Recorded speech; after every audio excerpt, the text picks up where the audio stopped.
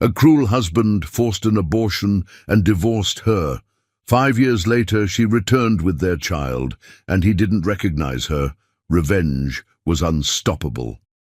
Hi, my beautiful family. Welcome to the Mr. Peter Stories family. I have a humble request for you all. Can you help me reach a milestone of 10,000 followers? There are just 3 days left, and I've taken on a challenge with my beautiful wife, who's sitting right here smiling at me. It's a small request from my heart to yours. I'm sorry if this bothers you in any way. If you've supported me, type yes in the comments to let me know. And how was the last story? Don't forget to tell your thoughts about the last story. Now let's move on to today's story. The setting sun painted Manhattan's skyline in hues of amber and gold, its dying rays reflecting off the glass and steel of the Montgomery Tower, like flames dancing on a funeral pyre. Thaddeus Montgomery stood at its apex, 68 stories above the bustling streets below, his tailored Brioni suit as dark as his thoughts. At 35, he cut an imposing figure, tall and lean, with shoulders bred for bearing the weight of empires and eyes the color of storm clouds gathering on the horizon. His corner office, larger than most Manhattan apartments, bore witness to his meteoric rise in the business world. African mahogany panels lined the walls, their deep, rich tones complementing the Italian marble floors that had been quarried specifically for the Montgomery Tower. Original paintings from masters long dead hung like silent judges, their gilt frames catching the last rays of daylight that pierced through the floor-to-ceiling windows. Thaddeus raised a crystal tumbler to his lips, letting the aged Scotch, older than he was, roll across his tongue. The liquid burned, but not enough to chase away the hollow feeling that had taken residence in his chest 5 years ago. He hadn't named that feeling yet. Wouldn't name it. Names had power, and Thaddeus Montgomery had spent a lifetime ensuring that he was the only one who wielded power in any room he occupied. The soft hum of his private elevator announced an arrival, breaking his reverie. His secretary, Cornelius Blackwood, a man who had served the Montgomery family since Thaddeus was in short pants, stepped into the office with the silent efficiency of a ghost. "The quarterly reports, sir," Cornelius announced, his British accent as crisp as the day he'd arrived from London 30 years ago. "And a reminder about tonight's Philanthropy Alliance Gala." Thaddeus didn't turn from the window. Below, the city was coming alive with artificial light, a constellation of human ambition spread out at his feet. "Cancel it." "If I may, sir," Cornelius ventured, his reflection in the window showing the slight arch of an eyebrow, the most extreme expression of disapproval he ever allowed himself. "Your father never missed the Alliance Gala in 40 years of running this company." The mention of his father made Thaddeus's jaw tighten. Randolph Montgomery II had been dead for 3 years, but his shadow still loomed large over everything Thaddeus did. The old man had built Montgomery Industries from a modest shipping company into a global conglomerate, and he'd never let anyone forget it, especially not his only son and heir. "My father," Thaddeus said, turning finally to face Cornelius, "is dead, and I am not him." "Indeed not, sir," Cornelius agreed, his tone neutral but his eyes knowing, "which is precisely why your presence tonight is crucial. The old guard is watching, waiting to see if the young Montgomery is as committed to philanthropy as his predecessor." Thaddeus set his glass down on his desk, a massive slab of blue granite that had once graced a Japanese emperor's palace. The old man's voice echoed in his head. "Power isn't just about what you can take, son. Sometimes it's about what you're seen to give." "Fine," he conceded, adjusting his platinum cufflinks, a graduation gift from his mother before cancer had taken her too soon. "Have Harrison bring the rolls around at 8. Cornelius nodded, satisfaction barely visible in the slight softening around his eyes. "Very good, sir. Shall I have your usual tuxedo pressed?" "The new Tom Ford," Thaddeus decided. "Black on black."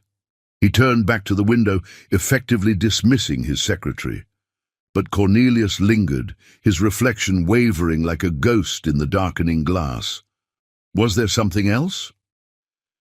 "The board is concerned, sir," Cornelius said carefully, "about your personal life." Thaddeus felt his shoulders stiffen. "My personal life is none of their concern." "With respect, sir, everything about a Montgomery is the board's concern. Your father was married at 28. By 35 he had already—" "That will be all, Cornelius." The silence stretched between them like a taut wire before Cornelius bowed slightly and retreated. The elevator doors whispered, shut behind him, leaving Thaddeus alone with thoughts he'd rather not entertain. Marriage, family, legacy. The words felt like leashes around his neck, trying to drag him into a life prescribed by others. He'd seen what marriage had done to his father, watched as the brilliant, ruthless businessman became a doting husband, weak with love. When cancer had taken his mother, that same love had nearly destroyed the great Randolph Montgomery. It had taken years for him to recover, and even then he was never the same. No, Thaddeus had decided long ago that love was a luxury he couldn't afford. Power was cleaner, safer, more reliable. The intercom buzzed softly. "Mr. Montgomery, your car is ready." Thaddeus straightened his tie, checking his reflection in the window. The man who stared back at him was perfect, polished, powerful, untouchable, just as he preferred. The Philanthropy Alliance Gala was being held at the Metropolitan Museum of Art, a venue grand enough to match the egos of its attendees. As his Rolls-Royce Phantom glided through the city streets, Thaddeus reviewed the mental dossier he maintained on every major player he was likely to encounter. Old money, new money, and those desperately pretending to have any money at all, they would all be there, playing their parts in the grand theater of New York high society. Harrison, his driver of 15 years, navigated through the Friday evening traffic with practiced ease.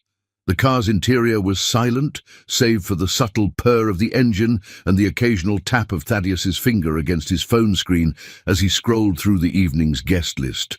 They arrived fashionably late, late enough to make an entrance, but not so late as to appear rude. The Met's facade was lit up like a crystal palace, its steps crowded with the elite of New York society in their finest plumage. Photographers' flashes created a strobe light effect as they captured the arrival of each notable guest. As Harrison opened his door, Thaddeus adopted the expression he reserved for these occasions.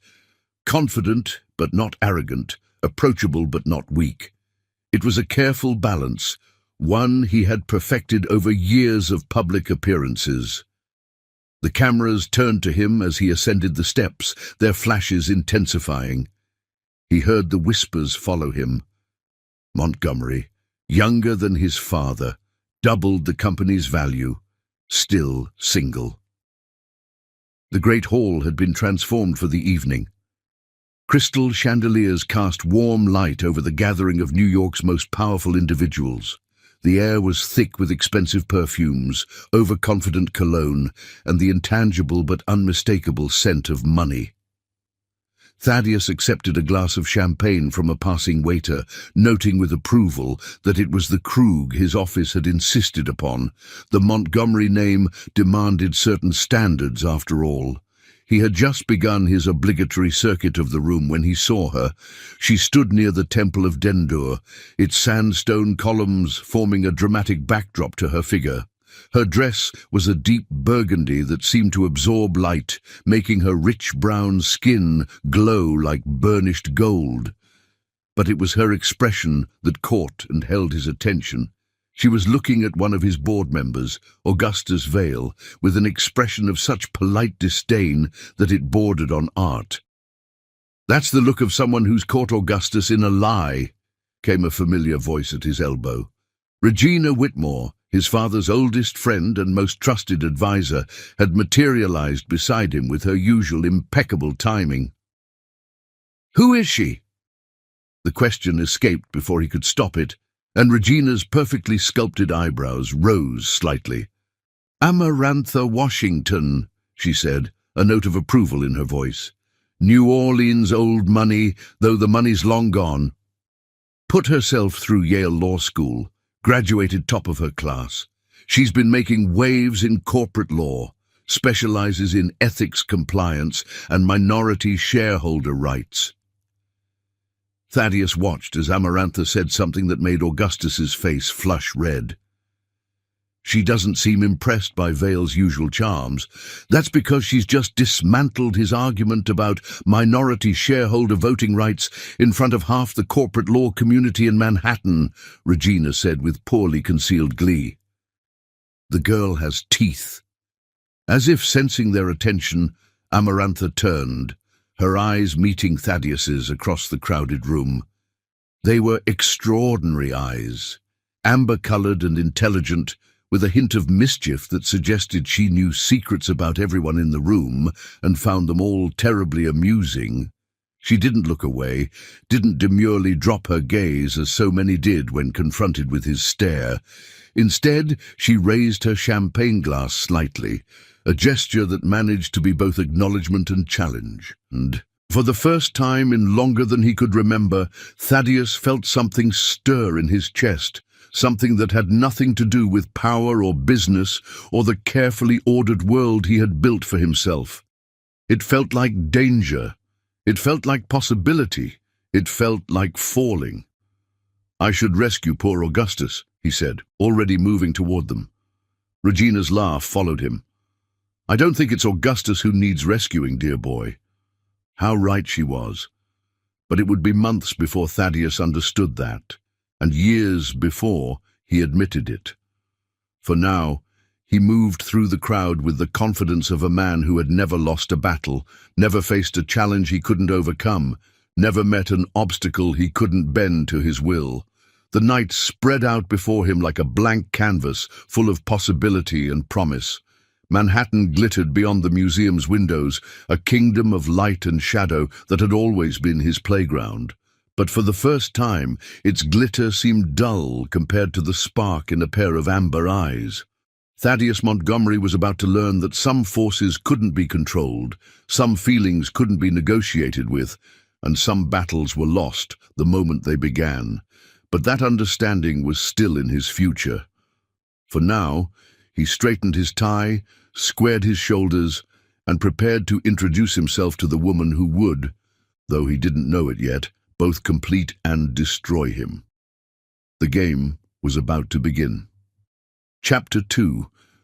The fall spring in Manhattan had arrived like a whispered promise, cherry blossoms dusting Central Park in pale pink, while fresh green buds stretched toward an impossibly blue sky. But inside the master bathroom of the Montgomery penthouse, winter still reigned. Amarantha Washington. Montgomery stood frozen, staring at the 3 pregnancy tests lined up on the marble countertop like soldiers bearing life-changing news, all positive. Her hands gripped the edge of the vanity, knuckles white against the expensive stone.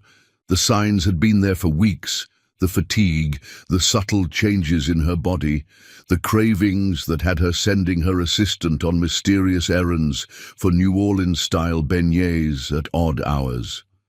She had waited to take the tests until Thaddeus was away on business in Singapore. 3 days of negotiations that would add another billion to the Montgomery empire. Now, on the morning of his return, she had finally gathered her courage. The early morning light filtered through the floor-to-ceiling windows, catching on the massive diamond on her left hand, a Montgomery family heirloom that had graced the hands of 4 generations of Montgomery wives. 18 months of marriage had not dulled its sparkle, just as 18 months had not dimmed the fierce love she felt for her husband, despite their occasional battles of will. Their courtship had been a whirlwind of passion and intellectual sparring, each recognizing in the other a worthy opponent and partner. Thaddeus had pursued her with the same intensity he brought to his business dealings, but Amarantha had made him work for every inch of ground he gained. She had her own career, her own ambitions, and she refused to be merely a trophy in the Montgomery collection. That had been part of what attracted him. She knew. Her refusal to yield, to be impressed by his wealth or intimidated by his power.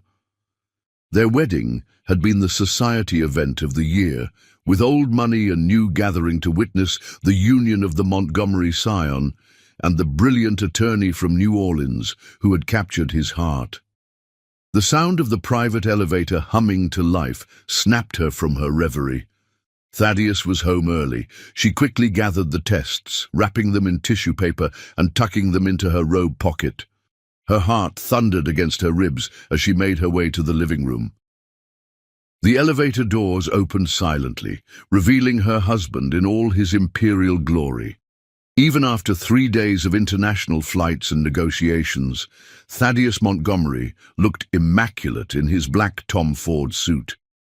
His storm-grey eyes softened slightly at the sight of her, the only tell he ever showed of his feelings. "You're supposed to be in court this morning," he said by way of greeting, setting his briefcase down on the Italian leather sofa. His voice carried the faintest hint of concern beneath its usual authority. "I had Josephine reschedule." Amarantha moved toward him, her bare feet silent on the heated marble floors. "We need to talk." Something in her tone made him still, his hand pausing in the act of loosening his tie. She had seen this before, the way he shifted from husband to CEO in the space of a heartbeat, his eyes turning calculating as they searched her face for clues. "Is this about the Wilson case? I told you, we can handle any fallout from—" "I'm pregnant." The words fell between them like stones into still water, sending ripples through the carefully ordered peace of their morning. Thaddeus's face went completely blank, the expression she had seen him use in boardrooms when receiving catastrophic news. "How long have you known?" His voice was perfectly controlled, betraying nothing. "I just confirmed it this morning." She pulled the tests from her pocket, still wrapped in tissue. "But I've suspected for a few weeks." He didn't take the tests, didn't even look at them. Instead, he turned and walked to the window wall that overlooked Central Park, his back straight as a blade. "This isn't the right time." 4 words, 4 simple words that turned her world to ice. "The right time?" Amarantha repeated, her voice low with disbelief. "When exactly would be the right time, Thaddeus? When you've acquired every company in Manhattan? When you've built towers on every continent?" He didn't turn around. "You know the situation with the board, the hostile takeover attempt from Sterling Industries, the investigations into our Asian subsidiaries. A child now would be a complication." "A complication?" The word tasted like ashes in her mouth. "This is our child, Thaddeus. A piece of both of us. A miracle." "Miracles," he said coldly, "don't help stock prices." Amarantha felt something crack inside her chest, a fissure in the foundation of everything she had believed about their marriage, about his love for her. "Look at me," she demanded. When he didn't move, she raised her voice, something she had never done in their 18 months of marriage. "Look at me, damn you." He turned, his face still wearing that terrible blank mask, but his eyes held something that made her blood run cold, calculation, as if she were a problem to be solved, an obstacle to be removed. "There are excellent clinics," he said, his tone businesslike, discreet. "I'll have Cornelius make the arrangements." The crack in her chest widened into an abyss. "You want me to get rid of our child. I want you to be practical." He moved toward her, his movements precise and controlled. "This isn't about want, Amarantha. This is about necessity. The Montgomery Empire is at a crucial juncture. We cannot afford distractions." "Distractions?" She took a step back, one hand instinctively moving to her still flat stomach. "Is that what our child would be to you? A distraction from your precious empire?" "Don't be dramatic," he said. and the patronizing note in his voice made something snap inside her. Dramatic? She laughed, a sound like breaking glass. You want me to kill our child for the sake of your quarterly earnings report, and I'm being dramatic? This isn't about— When did you become this? She cut him off, her voice thick with pain and rage. When did you turn into this thing that sees everything, even love, as a transaction to be managed? For the first time, his mask slipped slightly. I am what I have always been, Amarantha. You knew who you were marrying. No, she whispered, the truth of it hitting her like a physical blow. No, I thought I was marrying a man capable of love, capable of putting someone above his own ambition. I thought I was marrying a human being, not a corporation with a pulse. There is no us without the empire, he said, his voice hardening. Everything we have, everything we are, exists because of what I've built. What you've built? She gestured around the luxurious penthouse. Your father built this empire, Thaddeus. You've just been desperately trying to prove you deserve it ever since. The words struck home. She saw it in the way his jaw clenched, the barely perceptible tightening around his eyes. Get rid of it, he said, each word precise as a knife strike. Or get out. The silence that followed was absolute. Even the constant hum of Manhattan seemed to fade away, leaving them suspended in a moment that would define the rest of their lives. Amarantha looked at her husband, really looked at him. She saw the boy who had lost his mother too young, the son who had never felt good enough, the man who had built walls around his heart so high that even love couldn't scale them. She saw all of this, and for the first time since she had fallen in love with him, she felt nothing but pity. You're right about one thing, she said quietly, reaching up to remove the Montgomery diamond from her finger. This isn't about want, this is about necessity, and I cannot, will not, be the kind of mother who chooses an empire over her child. She placed the ring on the coffee table, the diamond catching the morning light and throwing fractured rainbows across the walls. I'll have my lawyers contact yours, she said, her voice steady despite the earthquake happening in her heart. I assume you'll want this handled quietly. Amarantha. For the first time, there was something like uncertainty in his voice. Don't do this.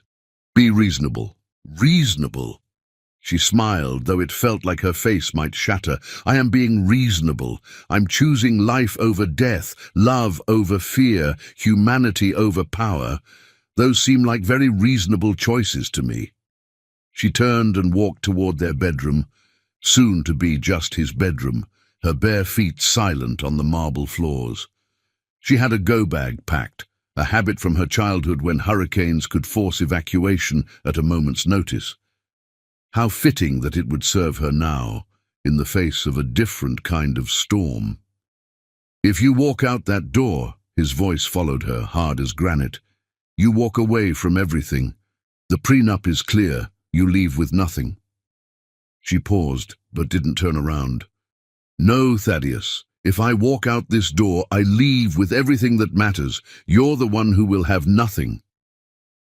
The morning sun continued to pour through the windows, painting the world in deceptively gentle colors, as Amarantha packed the essentials of her life into a single bag. Her law degree, won through years of sacrifice and determination, the pearl necklace that had been her grandmother's sole inheritance, a photo of her parents, taken in front of their New Orleans home before Hurricane Katrina had taken both the house and them. She changed into a simple black dress, her armor for court appearances, and stepped into her Louboutins. The red soles felt like war paint. Thaddeus stood exactly where she had left him, his face still wearing that terrible blank mask. But something had shifted in his eyes, a flicker of uncertainty, perhaps even fear. Good. Let him feel a fraction of what she was feeling. This is your last chance, he said as she walked past him toward the elevator. Think about what you're throwing away. She pressed the elevator button, her finger steady despite the trembling in her heart. "No, Thaddeus, this is your last chance. Think about what you're choosing to destroy." The doors opened with their usual silent efficiency. She stepped inside, turning to face him one last time. "I love you," she said softly. "God help me. I still love you, but I love this child more. And someday, when you're alone in your empire of steel and glass, I hope you understand what that kind of love means." The doors closed on his expressionless face, and Amarantha Washington felt her world split in two, everything she had been and everything she would become. As the elevator descended, she placed both hands on her stomach, feeling the infinite possibility growing beneath her heart. "It's just you and me now, little one," she whispered. "But don't worry. Mama's got a plan." The elevator reached the lobby, its soft chime announcing not an arrival, but a departure.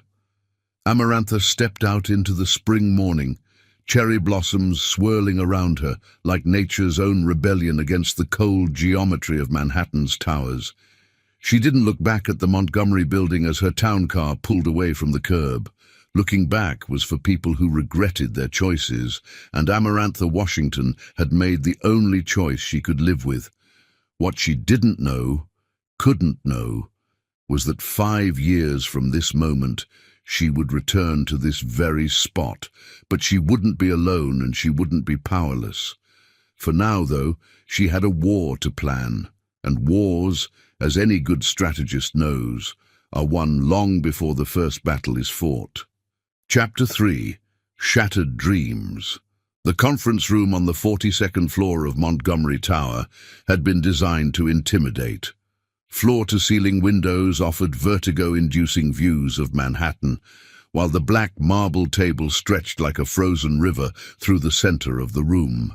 The chairs, Italian leather and chrome, were deliberately set 2 inches lower than standard, forcing visitors to look up at whoever sat at the head of the table. Amarantha knew all these tricks. She had helped design them. Now, 3 days after walking out of the penthouse, she sat on the wrong side of that table, facing the full might of the Montgomery legal team. 7 attorneys, each billing at least $1,000 an hour, arranged like silent sentinels across from her. At the head of the table sat Thaddeus, his face carved from the same marble as the table between them. Her own attorney, Prudence Blackwood, sat beside her.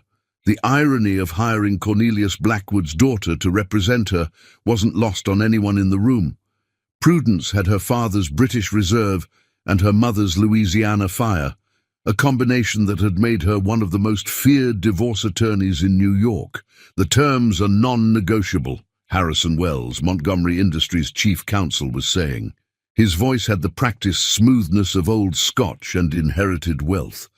Mrs. Montgomery signed a prenuptial agreement that was quite clear about the consequences of voluntary separation. "That agreement," Prudence countered, her London meets Louisiana accent adding steel to silk, "was predicated on good faith negotiations and full disclosure. My client was not made aware of several key assets, including the offshore holdings in the Cayman Islands." A muscle twitched in Thaddeus's jaw, the only indication that the shot had landed. Amarantha kept her face perfectly composed, though her stomach churned. Morning sickness, she had discovered, cared nothing for dramatic confrontations. "Those holdings," Harrison replied smoothly, "were corporate assets, not personal ones. They weren't relevant to the prenuptial agreement." "Corporate assets," Prudence echoed, opening a leather portfolio with deliberate slowness, "that were transferred to personal accounts 3 days before the agreement was signed.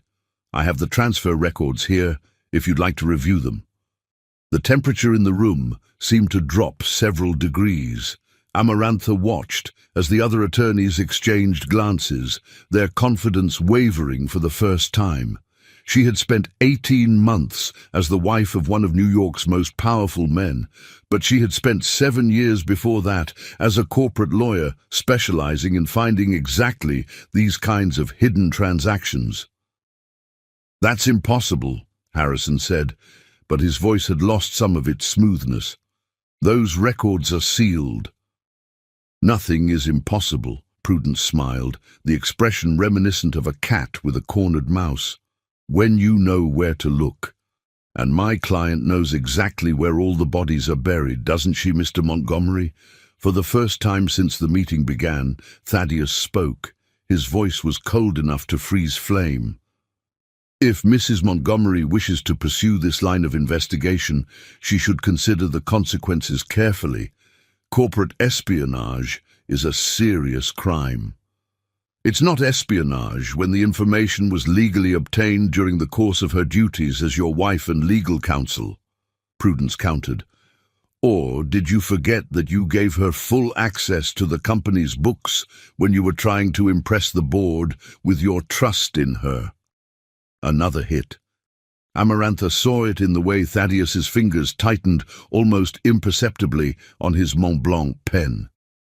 She had been more than a trophy wife. She had been his partner in every sense, helping to modernize Montgomery Industries' corporate governance structure, strengthening their ethical compliance protocols, earning the trust of board members who had initially seen her as nothing more than a beautiful distraction. "What do you want?" Thaddeus asked, addressing her directly for the first time. Amarantha met his gaze steadily. The storm-grey eyes that had once looked at her with such passion now held nothing but calculated assessment. "Freedom," she said simply, "clean and complete." "You can have it," he replied instantly. "Sign the papers renouncing all claims to Montgomery assets, and you can walk away today." "And the child?" The room went absolutely still. None of the attorneys had been told about the pregnancy. It wasn't in any of the draft documents, wasn't part of the official narrative being constructed. "There is no child," Thaddeus said, his voice hard as diamond. "Not yet, and there won't be." Amarantha felt Prudence stiffen beside her, but she had been prepared for this moment. She reached into her Hermes bag and withdrew a single sheet of paper, sliding it across the marble expanse toward her husband. "What is this?" Harrison asked, reaching for the document. "Medical confirmation of my pregnancy," Amarantha said calmly. "Dated 2 days ago. I'm 8 weeks along. The Montgomery heir is very real, very healthy, and very much my priority." The legal team erupted into furious whispers. Harrison's face had gone pale, while the junior associates frantically began flipping through their documents, looking for contingencies that hadn't been planned for. But Amarantha watched only Thaddeus. She saw the moment the implications hit him, saw the calculating machine behind his eyes spinning into overdrive as he reassessed everything in light of this new information. "This changes nothing," he said finally, though they both knew it changed everything. "The prenup is clear about children as well. Any offspring will be provided for, but control remains with the Montgomery family." "Control?" Amarantha laughed, though there was no humor in it. "You think you can control this? Force me to give up my child like some 19th century industrial baron? The courts, she cut him off, would be fascinated by the recording of you threatening to leave me with nothing if I didn't terminate this pregnancy. Or perhaps they'd be more interested in the documented pattern of financial coercion, the hidden assets, the questionable tax structures in the Cayman accounts." For the first time, she saw real fear flicker across his face. Not for himself. Thaddeus Montgomery had never feared for himself, but for the empire he had inherited and expanded, the empire that meant more to him than love, than family, than the child growing beneath her heart. "You wouldn't," he said softly. "It would destroy everything." "No," she corrected him, her voice gentle but implacable. "It would destroy you. The company would survive. The board would see to that. But your reputation, your carefully constructed image as the worthy heir to the Montgomery legacy, that would never recover." The silence that followed was absolute. Even the endless hum of Manhattan seemed muted, as if the city itself was holding its breath. "What do you really want?" Thaddeus asked finally, and for a moment, just a moment, she heard an echo of the man she had fallen in love with. The man who had once looked at her across a crowded museum and seen something worth pursuing. "I want you to make a choice," she said, laying her hands flat on the marble table. "Not as the CEO of Montgomery Industries, not as Randolph Montgomery's heir, but as a man, as a father. Choose your child over your pride, your love over your power, your humanity over your empire." He stared at her for a long moment, and Amarantha felt her heart tremble with something dangerous, hope. But then his eyes hardened again, becoming the eyes of a man who had chosen his path long ago. "Harrison," he said, not looking away from her, "prepare the final divorce papers. Standard terms, full confidentiality, generous support for the child once paternity is confirmed. Mrs. Montgomery will sign them today." The hope in her heart didn't die. It crystallized, turning into something harder and sharper than diamond. "Very well," she said, rising from her chair with the grace her grandmother had drilled into her through years of cotillion training. "Prudence, please review the documents. I'll sign whatever keeps me and my child free of the Montgomery name." "Amarantha," Thaddeus said as she turned to leave, "don't do this. Don't turn this into a war." She paused at the door, looking back at the man she had loved, still loved, God help her, with all her heart. "You're the one who chose war, Thaddeus. I'm just accepting the declaration of hostilities." The next 2 hours passed in a blur of legal language and initials on endless pages. Amarantha signed away her claim to the Montgomery fortune, to the life she had built, to the future she had imagined. But with each signature, she felt lighter, freer, more herself. The sun was setting by the time she walked out of Montgomery Tower for what she thought would be the last time. The spring evening was soft around her, cherry blossoms still dancing on the breeze, like nature's own rebellion against the hard edges of the city. Her town car was waiting at the curb, but instead of getting in, she turned to look up at the building that had been the center of her world for the past 18 months. Somewhere up there, Thaddeus was probably already moving on, already restructuring his world to eliminate any trace of her presence. "He thinks this is the end," she murmured, one hand resting protectively over her stomach. "But you and I know better, don't we, little one? This is just the beginning."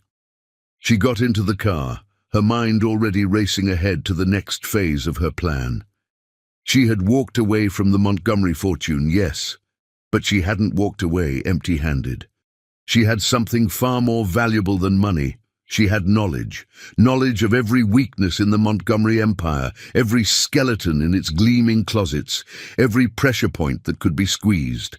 And she had time, time to plan, time to prepare, time to build something of her own that would make the Montgomery Empire look like a child's sandcastle against the tide. "Where to, Mrs. Washington?" her driver asked, deliberately using her maiden name. Amarantha smiled, watching Montgomery Tower recede in the rearview mirror. "The airport, James. We're going home to New Orleans. I have a grandmother to visit and an inheritance to claim." As the car pulled away from the curb, she felt the weight of the Montgomery name fall away from her shoulders. She had entered that tower as Thaddeus Montgomery's wife, but she was leaving as something far more dangerous, a woman with nothing left to lose and everything to fight for. The war was just beginning, and Amarantha Washington had always been a better strategist than anyone gave her credit for, especially her soon-to-be ex-husband. In the gathering darkness of Manhattan, a new story was taking shape. A story of love turned to steel, of power meeting its match, of an empire built on pride, about to face its greatest challenge.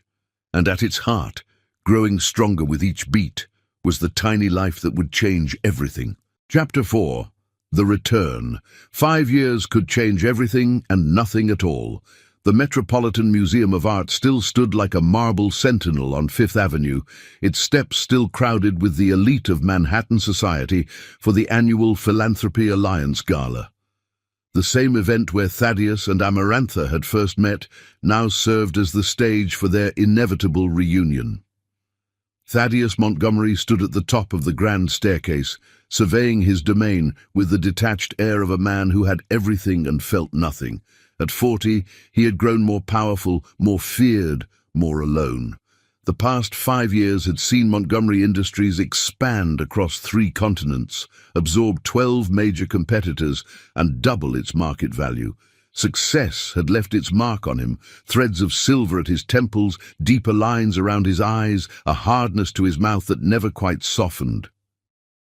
"The Thomson merger is causing ripples in Asia," Regina Whitmore murmured beside him. Still his father's most trusted advisor, even a decade after Randolph's death. "The ethics compliance teams are nervous." "They're always nervous," Thaddeus replied, taking a measured sip of 30-year-old scotch. "That's what we pay them for." "Perhaps," Regina said carefully, "if we had someone with real expertise in corporate ethics review the structure." He turned to her sharply. They both knew who she was referring to. "Don't." Regina sighed, the sound almost lost in the murmur of the crowd below. 5 years is a long time to punish yourself, Thaddeus." "I'm not punishing myself," he said flatly. "I'm protecting the company. The empire comes first. It always has. And has it been worth it?" Before he could answer, a ripple went through the crowd below. Conversations stuttered, heads turned, glasses paused halfway to lips. Thaddeus followed their gaze and felt the world stop spinning. Amarantha Washington stood in the entrance of the great hall, and she had brought spring with her. Her dress was the color of midnight blooming into dawn, floating around her like captured starlight. 5 years had turned her beauty from merely stunning to legendary. She carried herself with the quiet confidence of a woman who had built something of her own, who answered to no one. But it wasn't her presence that had shocked the cream of New York society into silence. It was her companion. A small boy, perhaps 4 or 5 years old, held her hand. He wore a perfectly tailored tuxedo that matched his mother's elegance, his golden-brown skin glowing in the warm light of the crystal chandeliers. But it was his eyes that caused Thaddeus's glass to slip from suddenly nerveless fingers. Storm-grey eyes. Montgomery eyes. His eyes. The crystal shattered on the marble floor, the sound like breaking ice in the hushed room. Amarantha's gaze snapped up, finding him instantly at the top of the stairs. Their eyes met across the space, across the years, across the chasm of what might have been. "My God," Regina breathed beside him. She didn't. But she had. The evidence stood before them, small and perfect and undeniable. The boy, his son, looked up at his mother with a question in those familiar eyes. "It's all right, Augustine." Amarantha's voice carried clearly in the unnatural quiet. "Why don't you go say hello to Mrs. Whitmore? She's an old friend of your grandmother's." Regina moved without hesitation, descending the stairs with remarkable speed for a woman of her years. The crowd parted before her like the Red Sea, creating a path to where Augustine stood. "Hello, young man," Regina said warmly, extending her hand. "I knew your grandmother Celeste when we were girls in New Orleans. Would you like to hear about the time she put frogs in the punch bowl at her debutante ball?" Augustine's face lit up with a smile that was pure Amarantha. "Did she really?" "Oh, indeed she did. Come, let me tell you all about it while your mother catches up with old friends." The boy went willingly, clearly well trained in social graces. As Regina led him toward the Temple of Dender exhibit, conversation gradually resumed around them, though now charged with electric undertones of scandal and speculation. Thaddeus forced himself to move, each step down the marble staircase requiring conscious effort. Amarantha waited at the bottom, her expression unreadable. She had always been the better poker player. "Hello, Thaddeus," she said when he reached her, her voice carrying the warmth of New Orleans summers and the bite of Manhattan winters. "You're looking well." 5 years, he said, his own voice sounding strange to his ears. 5 years? And you never— Never what? She challenged softly. Never told you about the son you demanded I eliminate? Never informed you about the child you were willing to trade for market share? Each word was a precise strike, aimed at vulnerabilities only she knew existed. I had a right to know. Rights? Her laugh was like cut crystal, beautiful and sharp. You surrendered your rights when you chose your empire over your humanity. Or have you forgotten that day in your office? He hadn't forgotten a single moment. The memory haunted him with increasing frequency as the years passed, as his empire grew colder and emptier. "He's beautiful," he said, the words escaping before he could stop them. Something flickered in Amarantha's amber eyes, pain, perhaps, or memory.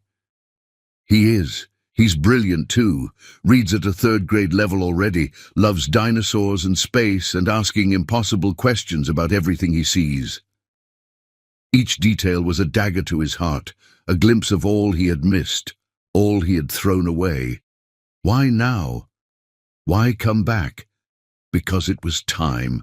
She accepted a glass of champagne from a passing waiter, the movement elegant and deliberate. Time for Augustin to know his heritage, his history. Time for the world to know the truth. The truth. He stepped closer, lowering his voice. "The truth is, you hid my son from me for 5 years. "No," she corrected him calmly. "The truth is, you chose to hide from your son for 5 years. I never changed my name, never left the country, never disappeared. I've been building my own empire in plain sight, waiting to see if you would ever choose love over power." He followed her gaze to where Augustin sat with Regina, his small face animated as he listened to stories of his grandmother's youth. The boy's laugh carried across the room, bright and pure and perfect. "What do you want?" Thaddeus asked, falling back on familiar territory. "Negotiation." "Want?" Amarantha turned back to him, and now there was something dangerous in her smile. "Oh, Thaddeus, you still think this is about what I want? This is about what you're going to lose?" "Is that a threat?" "Not at all, it's a prophecy." She stepped closer, close enough that he could smell her perfume, the same jasmine and vanilla she had worn when they first met. "You see, while you've been building your empire of steel and glass, I've been building something far more valuable, something that will bring your careful construction tumbling down, not with violence or scandal, but with truth and justice and the power of love you were too afraid to embrace."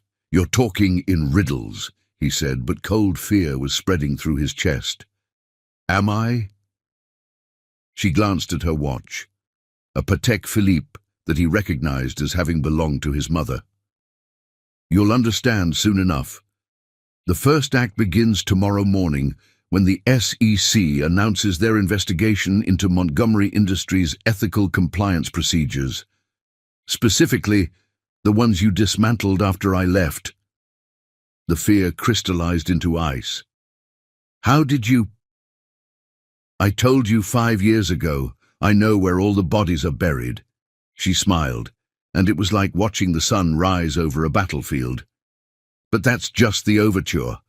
The real performance is yet to come." "Why?" he demanded, struggling to keep his voice level. "If this is about punishing me—" "Punishment?"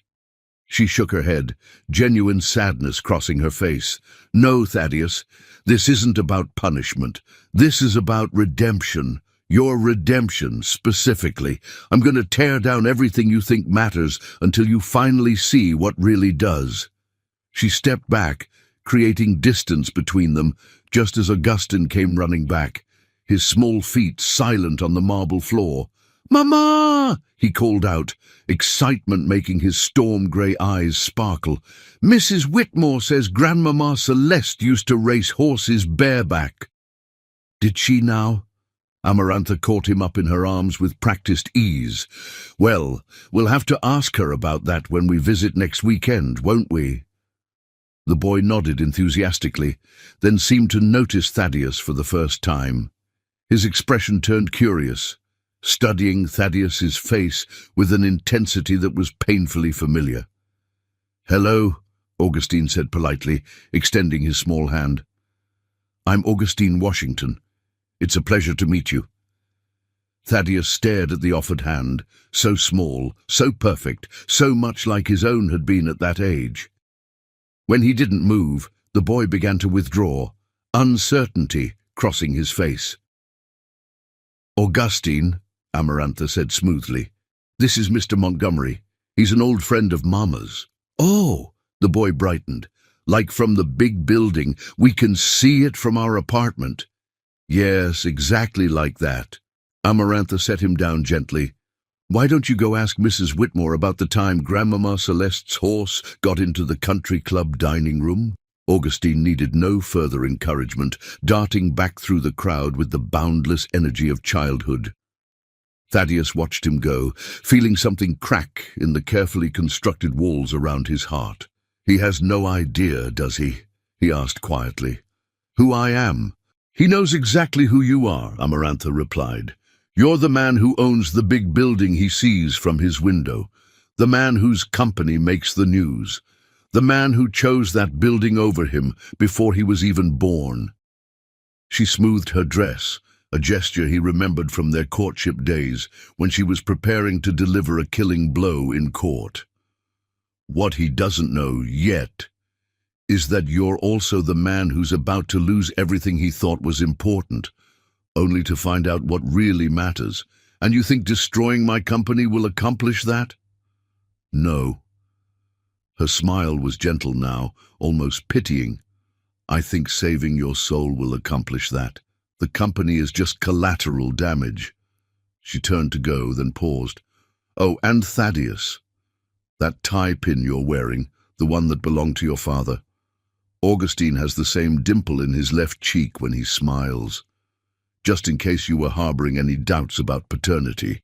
With that, she glided away through the crowd, leaving Thaddeus standing alone amid the glittering assembly. He watched as she collected their son, and made her way to the exit, Augustine's happy chatter floating back to him like fragments of a life he could have had. The boy turned at the door, those storm-grey eyes finding him one last time.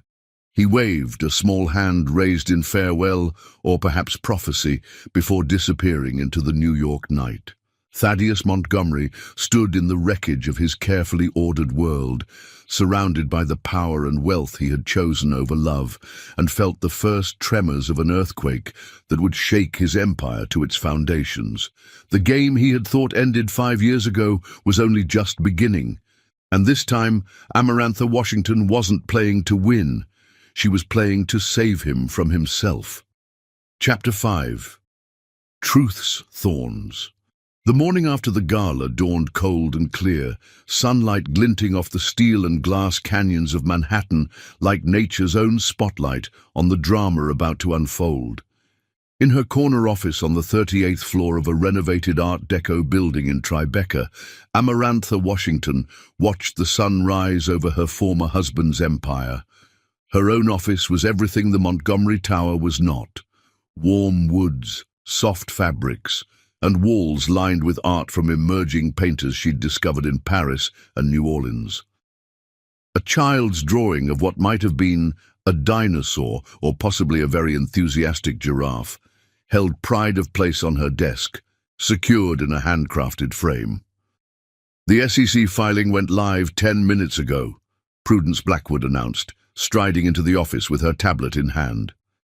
5 years had only sharpened her edge, transforming her from a feared divorce attorney into something far more dangerous, a corporate crusader with a perfect record of ethical compliance victories.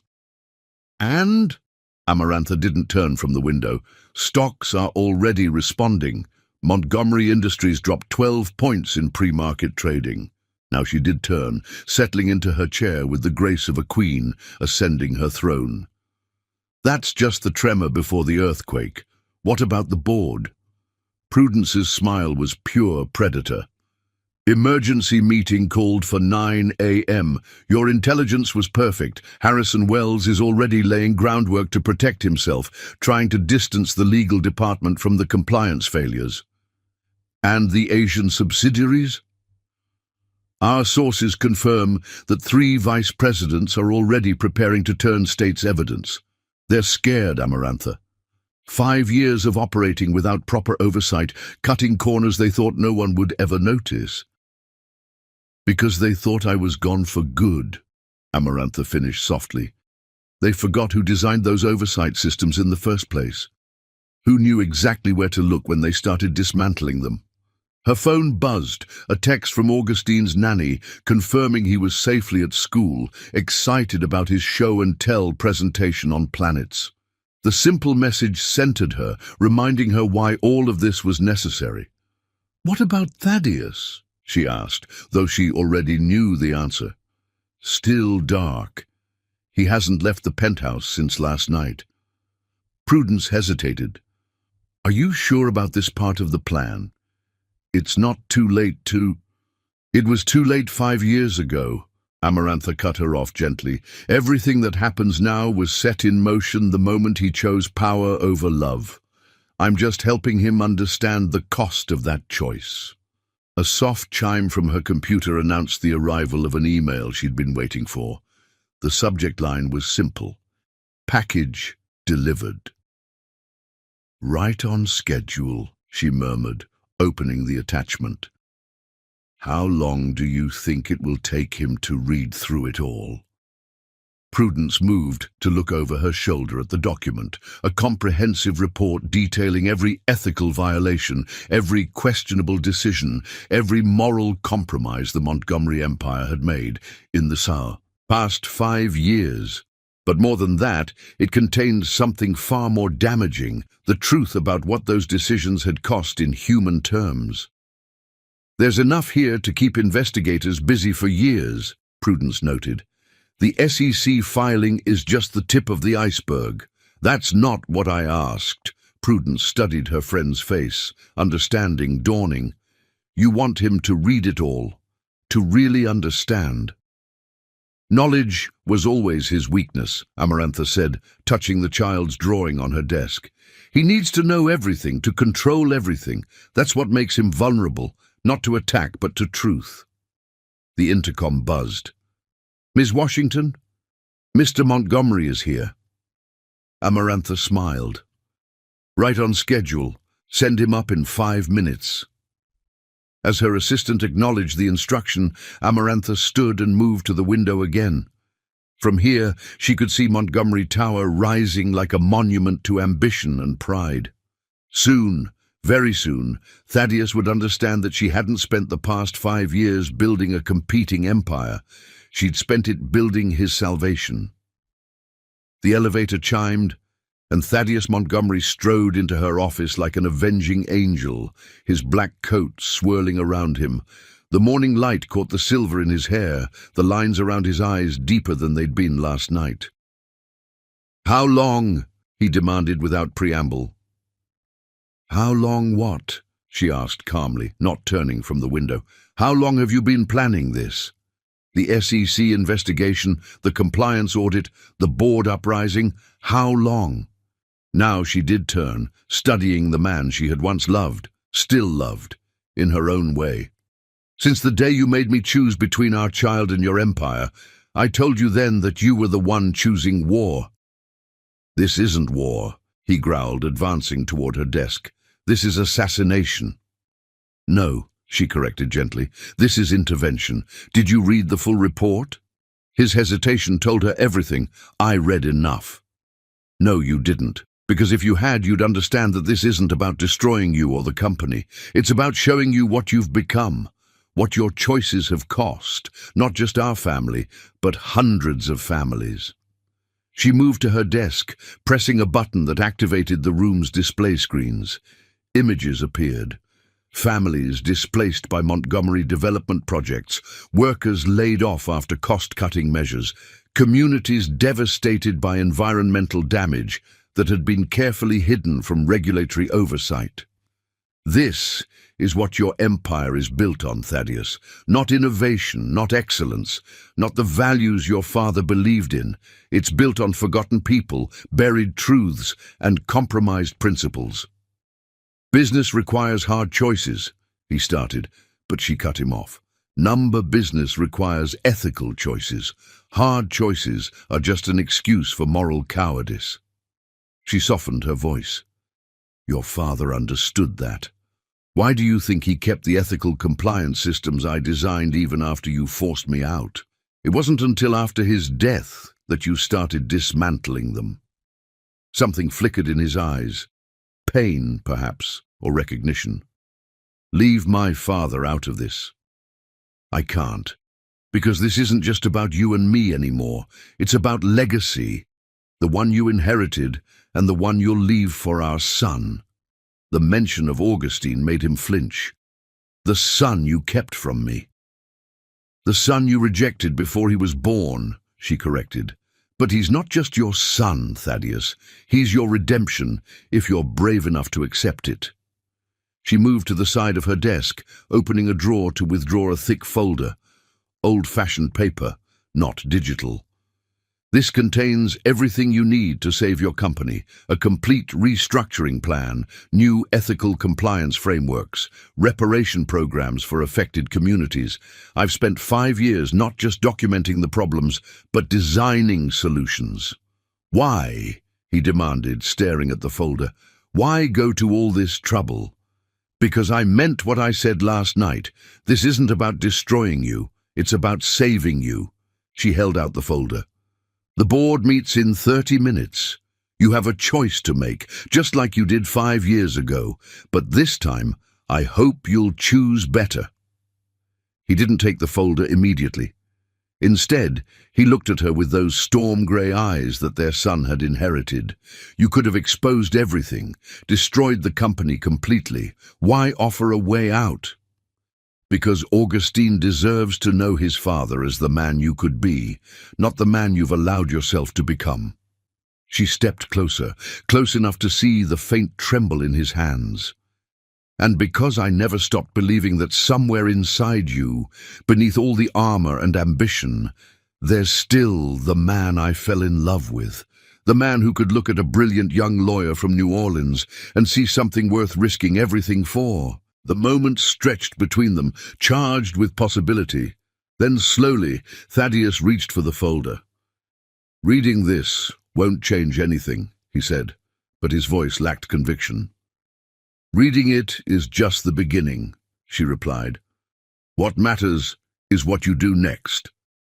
He turned to go, then paused at the door. Augustine, is he happy? The question caught her off guard, not because of its content, but because it was the first time Thaddeus had asked about their son's emotional well-being rather than his achievements or potential. Yes, she said softly, he's very happy and very loved. Something that might have been a smile touched his lips. Good. That's good. As the elevator doors closed behind him, Amarantha turned back to the window. The sun had fully risen now, its light transforming the city into a maze of shadows and brilliance. In 20 minutes, Thaddeus would walk into a board meeting that could end his career. But she had given him everything he needed to turn it into a moment of transformation instead. The choice, as always, was his. Her phone buzzed again. Another text from Augustine's nanny. He had aced his presentation on planets, earning a gold star and the admiration of his classmates. Amarantha smiled, touching the screen gently. Your father is a complicated man, my love, she whispered. But today, he has a chance to become the man you deserve. Let's hope he takes it. The morning light continued to play across the city, turning steel to gold and shadows to possibility. In the distance, Montgomery Tower stood waiting, its future, like its owner's soul, hanging in the balance. Chapter 6. The Battle Begins. The legal department of Montgomery Industries occupied 3 floors of the tower, a maze of mahogany and law degrees where armies of attorneys waged corporate warfare. Today, however, the enemy was within. Thaddeus sat at the head of the main conference table, surrounded by the ruins of his morning. Newspapers were spread before him like battlefield maps, their headlines screaming betrayal. Montgomery Industries faces federal investigation. Ethical compliance failures shake Wall Street giant. Stock plummets as board calls emergency meeting. But it was the custody petition lying innocently on top of this wreckage that truly held his attention. 20 pages of legal language that essentially said one thing: he wanted his son. "It's aggressive," Harrison Wells said, pacing behind him. The chief counsel had aged a decade in the past 24 hours. Full custody, immediate visitation rights, mandatory psychological evaluation of the mother. "Will it work?" Thaddeus interrupted, his voice carrying the weight of sleepless nights. Harrison hesitated. "Normally, with our resources, yes, but Amarantha Washington isn't a normal opponent." Harrison collapsed into a chair, loosening his tie. "She's been 3 steps ahead of us for 5 years. Every move we've made, she's anticipated. The SEC investigation, the board rebellion, the media leaks, it's all too perfectly orchestrated." Thaddeus picked up the custody petition, feeling the weight of the paper, the weight of his choices. She's not just fighting the custody battle, she's using it as a weapon in the larger war. Exactly. Harrison leaned forward. "Think about it. The timing of her return, revealing Augustine's existence right before the SEC announcement. She's forcing you to fight on 2 fronts, personal and professional, and she knows exactly how both battles will play out in the media." "Ruthless CEO who abandoned unborn child now seeks custody amid corporate scandal," Thaddeus quoted from one of the morning's more creative headlines. "She's painting me as a monster." "No," came a new voice from the doorway. "She's showing you your own reflection." Regina Whitmore stood there, elegant as ever in her Chanel suit, but her eyes held none of their usual warmth. She entered the room like a queen approaching an errant subject. "Regina," Harrison began, "this is a private—" "Oh, do be quiet, Harrison." She waved him away like an annoying insect. "You've given enough bad advice for one lifetime." She took the seat opposite Thaddeus, studying him with the same penetrating gaze that had seen through his childhood pretenses. "Did you read it?" "Read what?" "Don't play stupid, dear. It doesn't suit you." "The report Amarantha sent. Did you read all of it?" Thaddeus glanced at the thick folder sitting unopened on his desk. "I've been a bit busy trying to save my company." "That report is about saving your company, and more importantly, about saving you." Regina's voice softened. "She showed it to me last night after you left the gala. It's, extraordinary." "Extraordinary?" Harrison scoffed. "It's corporate terrorism." "It's a mirror," Regina corrected.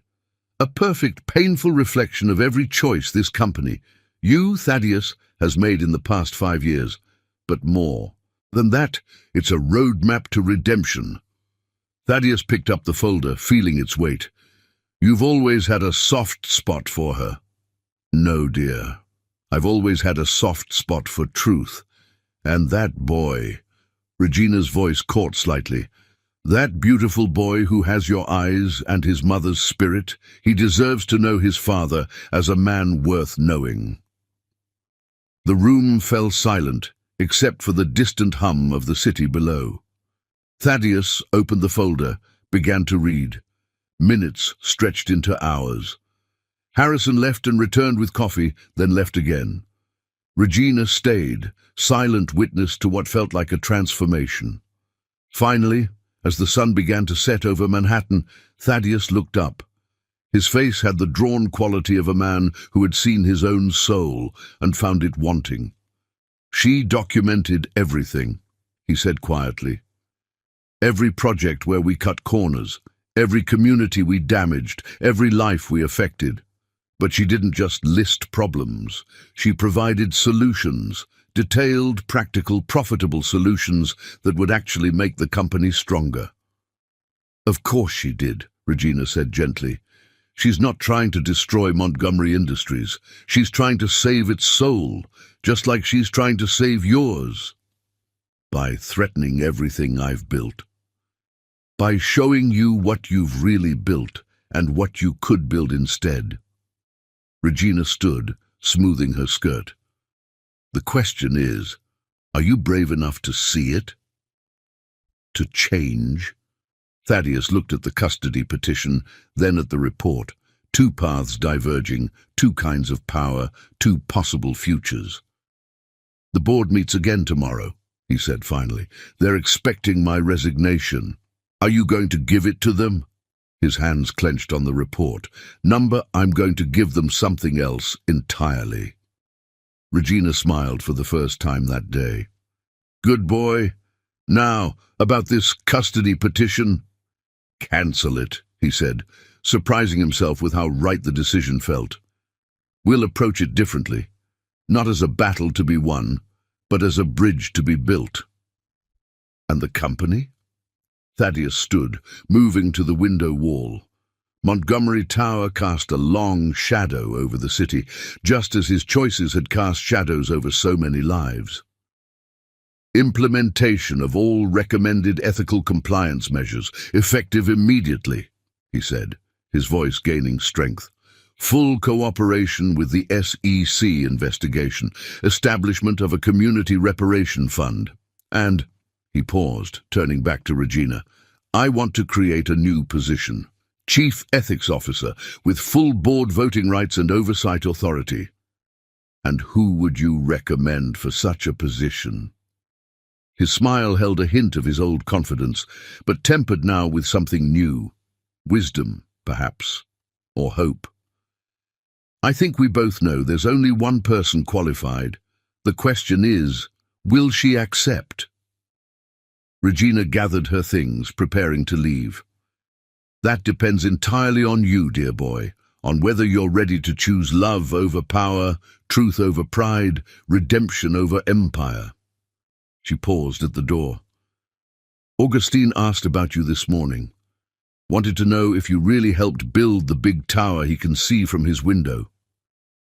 Thaddeus felt something crack in his chest. Pain and possibility mingled. What did Amarantha tell him? She told him the truth, that you built something very big, but that you're learning to build something even more important, a bridge back to your heart. After Regina left, Thaddeus stayed at the window, watching darkness claim the city. Lights came on in office buildings and apartments, each one representing a life, a story, a possibility. Somewhere out there, his son was probably getting ready for bed, perhaps looking out his own window at the tower his father had chosen over him. Not anymore, Thaddeus whispered to the gathering night. Not ever again. He reached for his phone, composing a text he should have written 5 years ago. I've read the report, all of it. You were right, about everything. Can we talk? Not about custody or the company, about Augustine, about what he deserves, about who I want to become. The response came almost immediately. Breakfast tomorrow. 7 a.m. The little cafe where you first told me you loved me. Bring your heart this time, not your lawyers. For the first time in 5 years, Thaddeus Montgomery felt something that had been missing from his life of power and control. Hope. The battle was indeed beginning, but not the one he had planned. This was a battle for his soul, for his son's future, for the legacy he truly wanted to leave. And for the first time in his life, he was ready to surrender in order to win. Time to build something real, he said to his reflection in the darkened window. Behind him, the lights of his empire twinkled like stars, but for once, he wasn't looking at them. He was looking toward tomorrow. Chapter 7. Queen's Gambit. The cafe hadn't changed in 5 years. The same red awning fluttered in the morning breeze, the same brass bell chimed as Amarantha pushed open the door, the scent of fresh coffee and warm pastries wrapped around her like a familiar embrace. Their old table waited in the corner, bathed in early morning light. Thaddeus was already there, his usual commanding presence somehow softened by exhaustion and revelation. 2 cups of coffee steamed on the table. He remembered how she took hers. "You look terrible," she said by way of greeting, sliding into her seat with practiced grace. Her cream silk blouse and tailored charcoal skirt were a deliberate choice, battle armor of a different kind. "Your handiwork," he replied, but there was no bitterness in his tone, just weary acknowledgement. "My handiwork was giving you a chance at redemption." She took a sip of coffee. Perfect, just as she remembered. "Your appearance is the result of your own choices. Always choices with you." He ran a hand through his silver-touched hair. "The SEC investigation, the board rebellion, the media storm, all carefully orchestrated choices designed to back me into a corner." "Not a corner," she corrected. "A crossroads. There's a difference." The morning sunlight caught her amber eyes, turning them to liquid gold. Thaddeus found himself remembering another morning in this cafe, 5 years and a lifetime ago, when those eyes had looked at him with love instead of careful calculation. "The custody petition was a mistake," he said quietly. "Yes, I've withdrawn it." "I know." Of course she knew. She seemed to know everything these days, every move before he made it, every defense before he mounted it. "The board meets in 2 hours," he said, watching her face carefully. "They're expecting my resignation. And what are you going to give them instead?" He pulled a document from his briefcase, not the thick folder of accusations and solutions she had provided, but something new, something of his own making. "A restructuring plan," he said, sliding it across the table. "Complete ethical overhaul, new compliance frameworks, community reparation programs, and—" He paused, watching her eyes scan the pages. "A new position, Chief Ethics Officer, with full board voting rights and oversight authority." Her fingers stilled on the paper. Ambitious. Necessary. And who would hold this position? Now came the moment of truth. "You." Amarantha set the document down carefully, her face unreadable. "You're offering me a job." "I'm offering you the power to ensure Montgomery Industries never strays from its ethical foundations again." He leaned forward. "You designed the original compliance systems. You documented every failure in their absence. Who better to rebuild them?" "Interesting strategy," she mused, stirring her coffee. "Trying to bring me back into the fold? Make me part of the empire again?" "No." He surprised them both with his vehemence. Not the empire, something better, something real. For the first time, something like approval flickered in her eyes. "Tell me about the reparation programs." They spent the next hour discussing details, funding structures, implementation timelines, oversight mechanisms. Amarantha's brilliance shone through in every suggestion, every refinement. She had spent 5 years, not just exposing problems, but crafting solutions. "Augustine asked about you this morning," she said suddenly, interrupting a discussion about community investment strategies. The shift caught him off guard. "What did he say?" "He wanted to know if you build actual towers or just own them." A small smile played at her lips. "He's fascinated by construction, builds incredible things with his Legos." Pain and possibility mingled in Thaddeus's chest. "What did you tell him?" "The truth. That you build things, but you're learning to build relationships too." She met his eyes squarely. "Don't make me regret saying that." "I want to know him," Thaddeus said softly. "Not as a possession to be claimed, but as a person to be loved."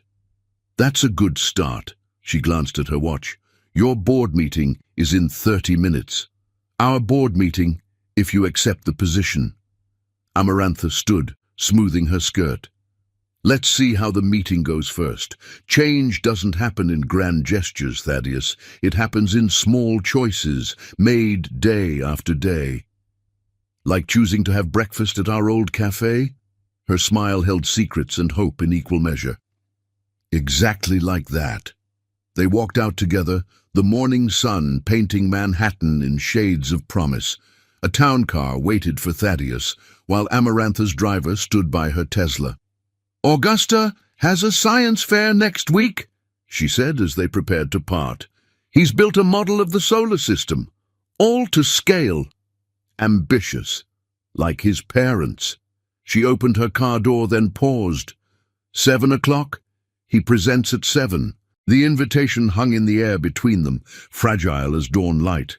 "I'll be there," Thaddeus promised. "No lawyers, no petitions, no agenda. Just there." "Good."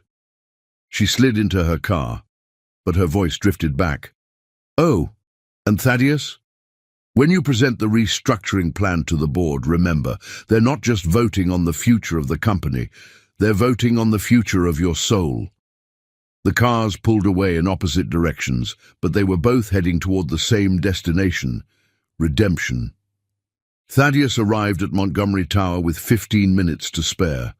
The boardroom was already full, concerned faces, whispered conversations, the weight of expectation heavy in the air.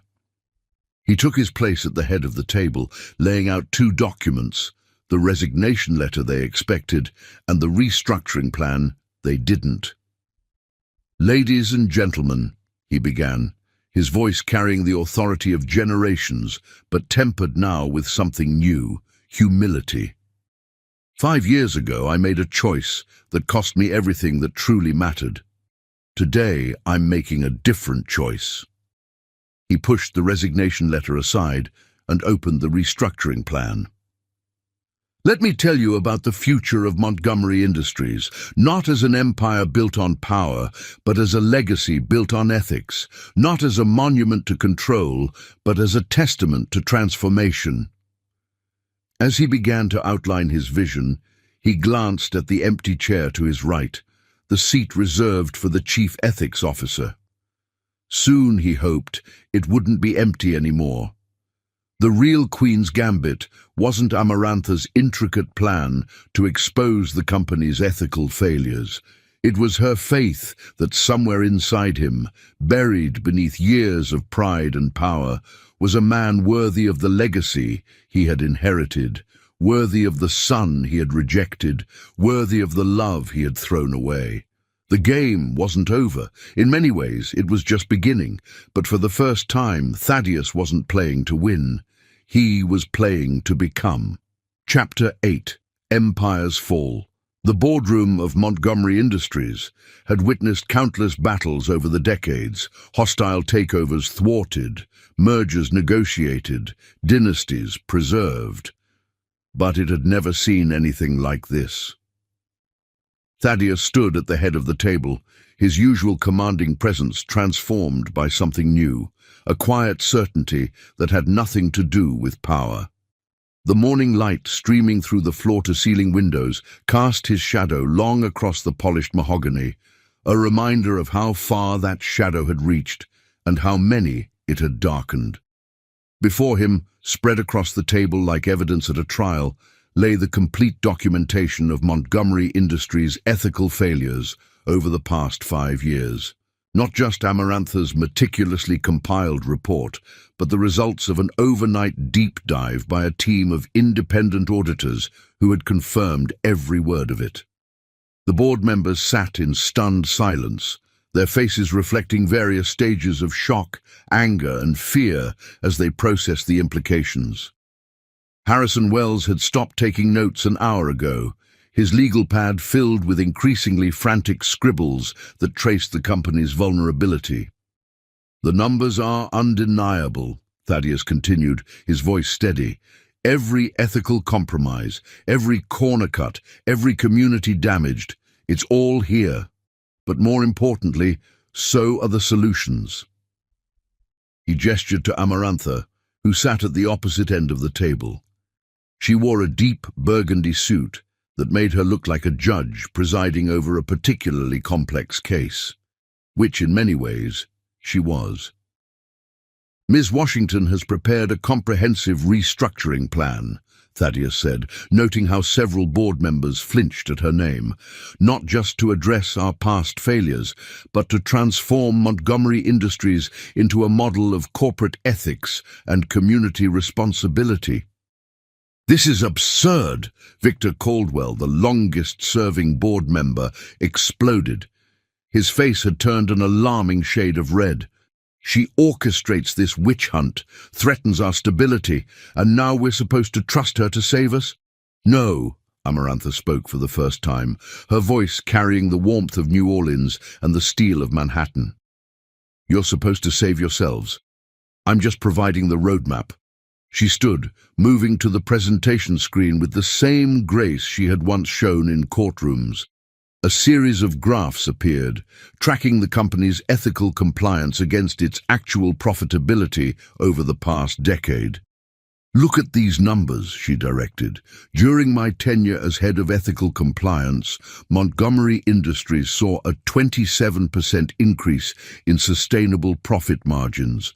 Not just quarterly spikes, but long-term, stable growth built on community trust and ethical business practices." More graphs appeared, showing the decline that followed her departure. And here's what happened when those systems were dismantled. Short-term gains masking long-term vulnerability.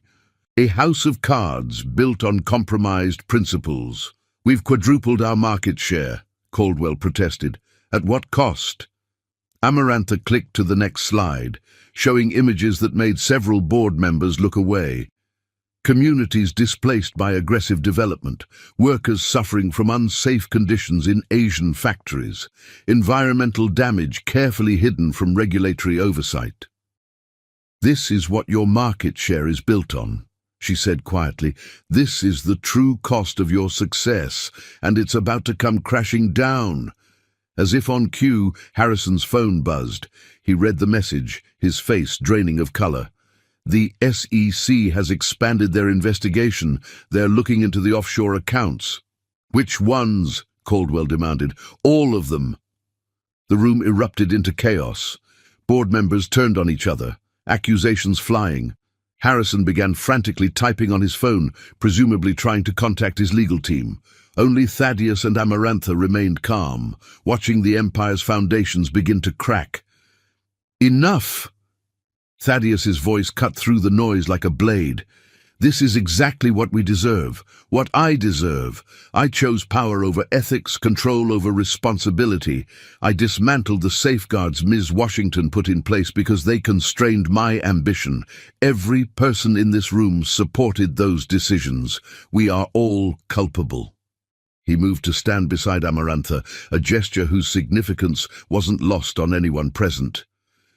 "But we have a choice now. We can try to fight this, throw money and lawyers at the problem until we're dragged down by our own corruption, or we can choose transformation." Amarantha pulled up the next slide, a detailed organizational chart showing a completely restructured Montgomery Industries. At its heart was a new Ethics and Community Impact Division, with oversight authority over every aspect of operations. "This isn't just window dressing," she explained, her voice taking on the passionate tone that had once swayed juries. "This is a complete reimagining of what a modern corporation can be. Ethical compliance isn't a constraint on profit, it's the foundation of sustainable success." The numbers began to flow. Projections, cost analyses, implementation timelines. Amarantha had spent 5 years not just documenting failures, but crafting a vision of what could be built from their ashes. "The first year will be difficult," she acknowledged. "Stock prices will take a hit as we implement these changes and make reparations to affected communities. But by year 3, our models show a return to stable growth. By year 5, we'll exceed our current market position. but with a foundation that can't be shaken by ethical investigations or regulatory oversight. Because we'll have nothing to hide, Thaddeus added, nothing to fear. Regina Whitmore, who had been silent throughout the presentation, finally spoke. This goes beyond corporate restructuring. This is about legacy, about what kind of company, what kind of people we choose to be. She turned to face the board, her authority as Randolph Montgomery's oldest friend carrying weight even now. I was there when this company was built, not on cutting corners or hidden accounts, but on innovation and integrity. Somewhere along the way, we lost that. Ms. Washington is offering us a chance to find it again. The room fell silent as the implications sank in. Outside the windows, Manhattan continued its eternal dance of light and shadow, unaware that within these walls, an empire was being remade. Harrison cleared his throat. The legal exposure is massive, Amarantha finished for him, but my plan includes a voluntary disclosure program that will significantly mitigate the penalties. More importantly, it includes a comprehensive community restoration initiative that will rebuild trust and establish Montgomery Industries as a leader in corporate responsibility. At what cost? Someone asked. Everything, Thaddeus answered simply, and nothing that matters. He moved to the head of the table again, but this time his posture was different, not a king commanding, but a leader asking for trust. I'm not presenting this as a suggestion. This is happening. The only question is whether it happens with this board's support or with a new one. Amarantha watched him with carefully concealed pride. This was the man she had fallen in love with, not the power-hungry emperor he had become, but the visionary who could see beyond profit margins to something greater. There's one more thing, she said, drawing all eyes back to her. The position of Chief Ethics Officer needs to be filled immediately. Someone with both the expertise to implement these changes and the authority to ensure they stick. You, Caldwell spat, but with less venom than before. Yes. She met his gaze steadily. Not because I want power, but because I've spent 5 years designing this transformation. I know every weak point, every vulnerability, every opportunity for real change. And because you're the only one we can trust, Regina added softly, the only one who chose ethics over empire, truth over power. The board erupted into discussion again, but this time it was different, less panic, more purpose. Amarantha moved to stand by the window, watching her reflection overlap with the city beyond. In the glass, she caught a glimpse of Thaddeus approaching. You never wanted to destroy it, he said quietly, joining her at the window. Any of it. No, she agreed. I wanted to transform it, to make it worthy of its potential, worthy of the legacy your father began, worthy of the future our son deserves. He was quiet for a moment, watching the play of light on the buildings outside. I was wrong about everything. Not everything. She turned to face him. You were right about one thing. Montgomery Industries could be a force for change in the world. You just had the wrong kind of change in mind. The board was calling for attention, ready to vote on the restructuring plan. Before they turned back, Thaddeus asked one last question. Why now? Why not do this years ago? Amarantha's smile held both sadness and hope. Because true change can't be forced from the outside. It has to come from within. You had to see it yourself, choose it yourself. Augustine's science fair is still at 7, by the way. As they returned to the table where the future of an empire hung in the balance, both knew that the real transformation had nothing to do with corporate structure or ethical compliance systems. It was about a man learning to build something more valuable than an empire of steel and glass. It was about a woman who had found the strength to break something in order to heal it. And it was about a little boy who, without knowing it, had set it all in motion simply by existing. The vote was about to begin, but in many ways, the most important decision had already been made. Not in this boardroom, but in a quiet cafe where two people had chosen to build bridges instead of walls. The empire was falling, yes, but something far more precious was rising from its ashes. Chapter 9. The Board's Verdict. The grandfather clock in the Montgomery Industries boardroom had witnessed generations of decisions that shaped the financial landscape of America. Its steady ticking had counted down to mergers, acquisitions, and corporate coups. Now it counted down to something far more profound: redemption or ruin. Thaddeus watched the second-hand move with methodical precision as the board members cast their votes. Each tick seemed to echo in the tension-filled room, a metronomic reminder that time, like truth, was inexorable. Amarantha sat perfectly still at her end of the table, her burgundy suit making her look like a queen presiding over a particularly complex game of chess, which in many ways she was. Her face betrayed nothing, but her fingers traced small circles on the polished mahogany, a tell he remembered from their courtship days, when she was waiting for a jury to return with a verdict. The votes were being tallied by Regina Whitmore, her elegant handwriting recording each decision with careful precision. The future of Montgomery Industries and the soul of its leader hung on those delicate pen strokes. "Before we conclude," Victor Caldwell spoke up, his voice carrying the weight of his 30 years on the board, "I want to address the elephant in the room. This isn't just about corporate restructuring. This is about personal matters between Mr. Montgomery and Ms. Washington." The room tensed. Thaddeus felt his jaw clench, but before he could respond, Regina lifted her head from the tally sheet. "You're right, Victor," she said, her tone carrying decades of authority. "This is personal. It's personal for every worker in our Asian factories who deserves safe conditions. It's personal for every community our developments have displaced. It's personal for every shareholder who trusted us to build something worthwhile, not just profitable." She set down her pen, fixing Caldwell with a steely gaze.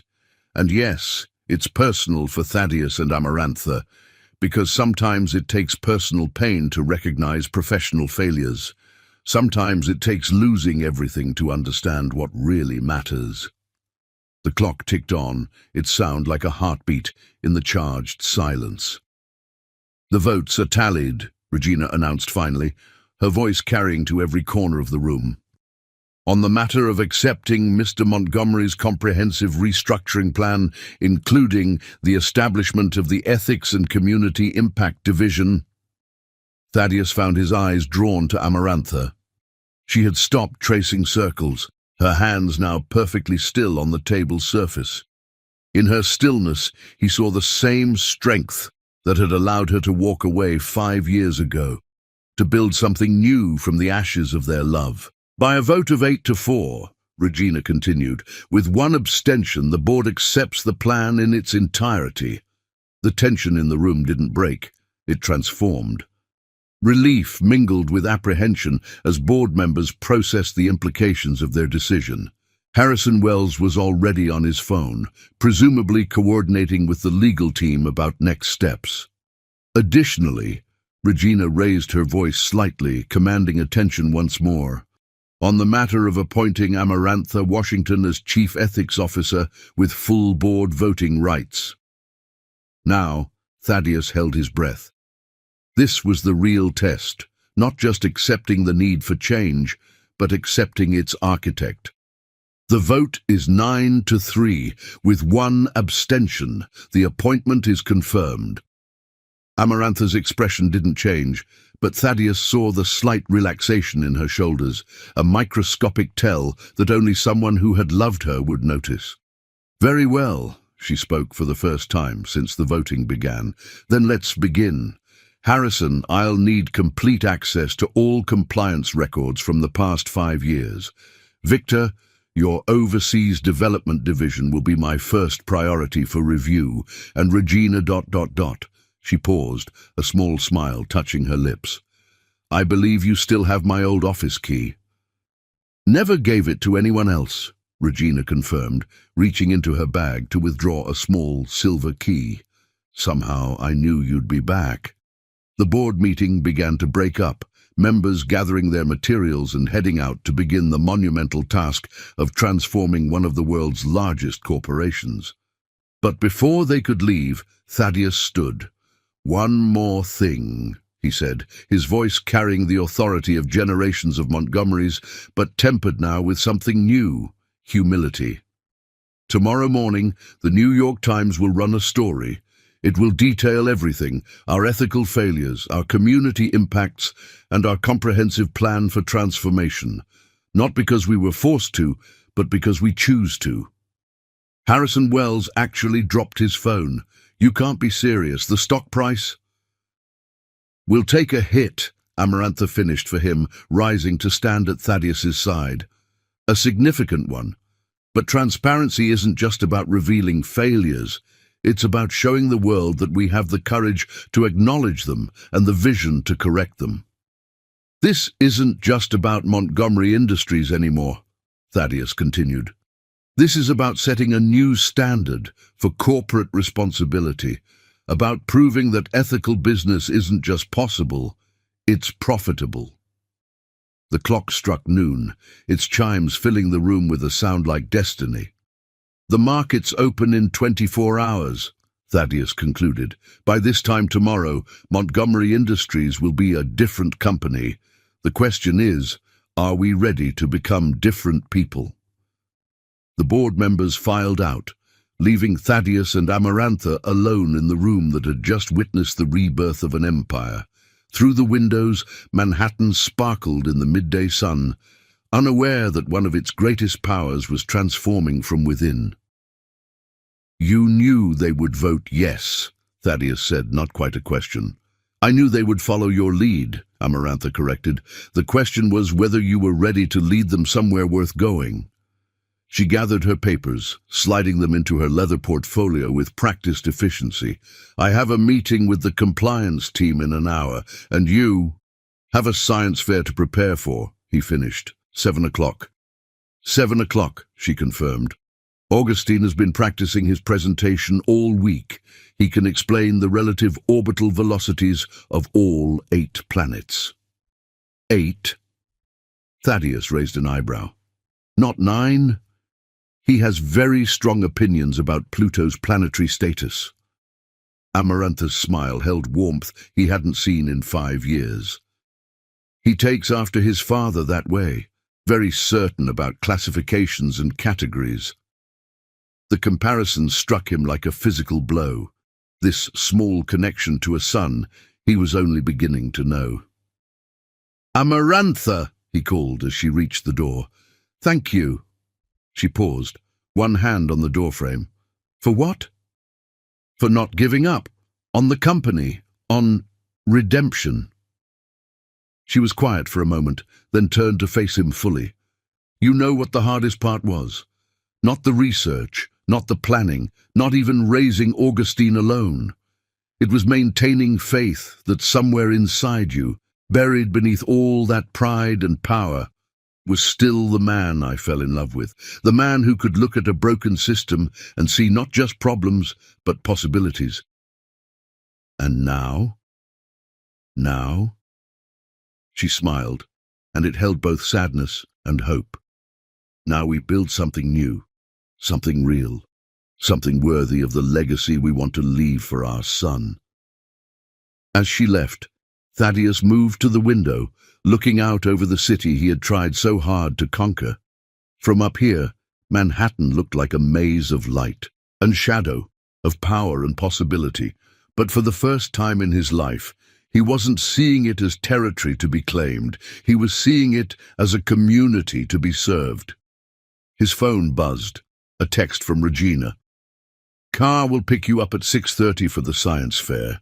Don't be late. And Thaddeus, wear a tie Augustine would like, the blue one with stars. He smiled, touching his current plain black tie. Of course, Regina would know about Augustine's interest in astronomy. She had probably been keeping tabs on him all along, building bridges while Thaddeus had been building walls. The clock continued its steady count, marking not just time, but transformation. In 24 hours, the markets would open to news that would shake Wall Street to its foundations. But the real earthquake had already happened, not in share prices or corporate structures, but in the heart of a man who had finally learned that the greatest power lies not in what you can take, but in what you choose to give. The empire was changing, yes, but more importantly, so was its emperor. Chapter 10. A Father's Awakening. The elementary school gymnasium had never seen anyone quite like Thaddeus Montgomery. He stood in the doorway at precisely 6:55 p.m., the blue tie with silver stars a splash of whimsy against his otherwise impeccable black suit. Parents in casual attire turned to stare, whispers following in his wake as he made his way through the maze of science fair projects. Each display table held a child's vision of the universe. Volcanoes made of papier-mâché, plants growing toward light, simple machines demonstrating basic physics. But Thaddeus saw only one, a meticulously crafted model of the solar system, suspended in perfect orbital alignment. Augustine stood before his project, small hands gesturing animatedly as he explained planetary motion to a cluster of fascinated classmates. He wore a bow tie that matched his mother's burgundy suit, his storm-grey eyes alive with enthusiasm that transformed him from merely Thaddeus's son into a person entirely his own. Amarantha noticed him first, her slight nod acknowledging his punctuality. She stood slightly apart from Augustine, allowing him his moment of scientific glory, but close enough to step in if needed. 5 years of single motherhood had perfected this dance of support and independence.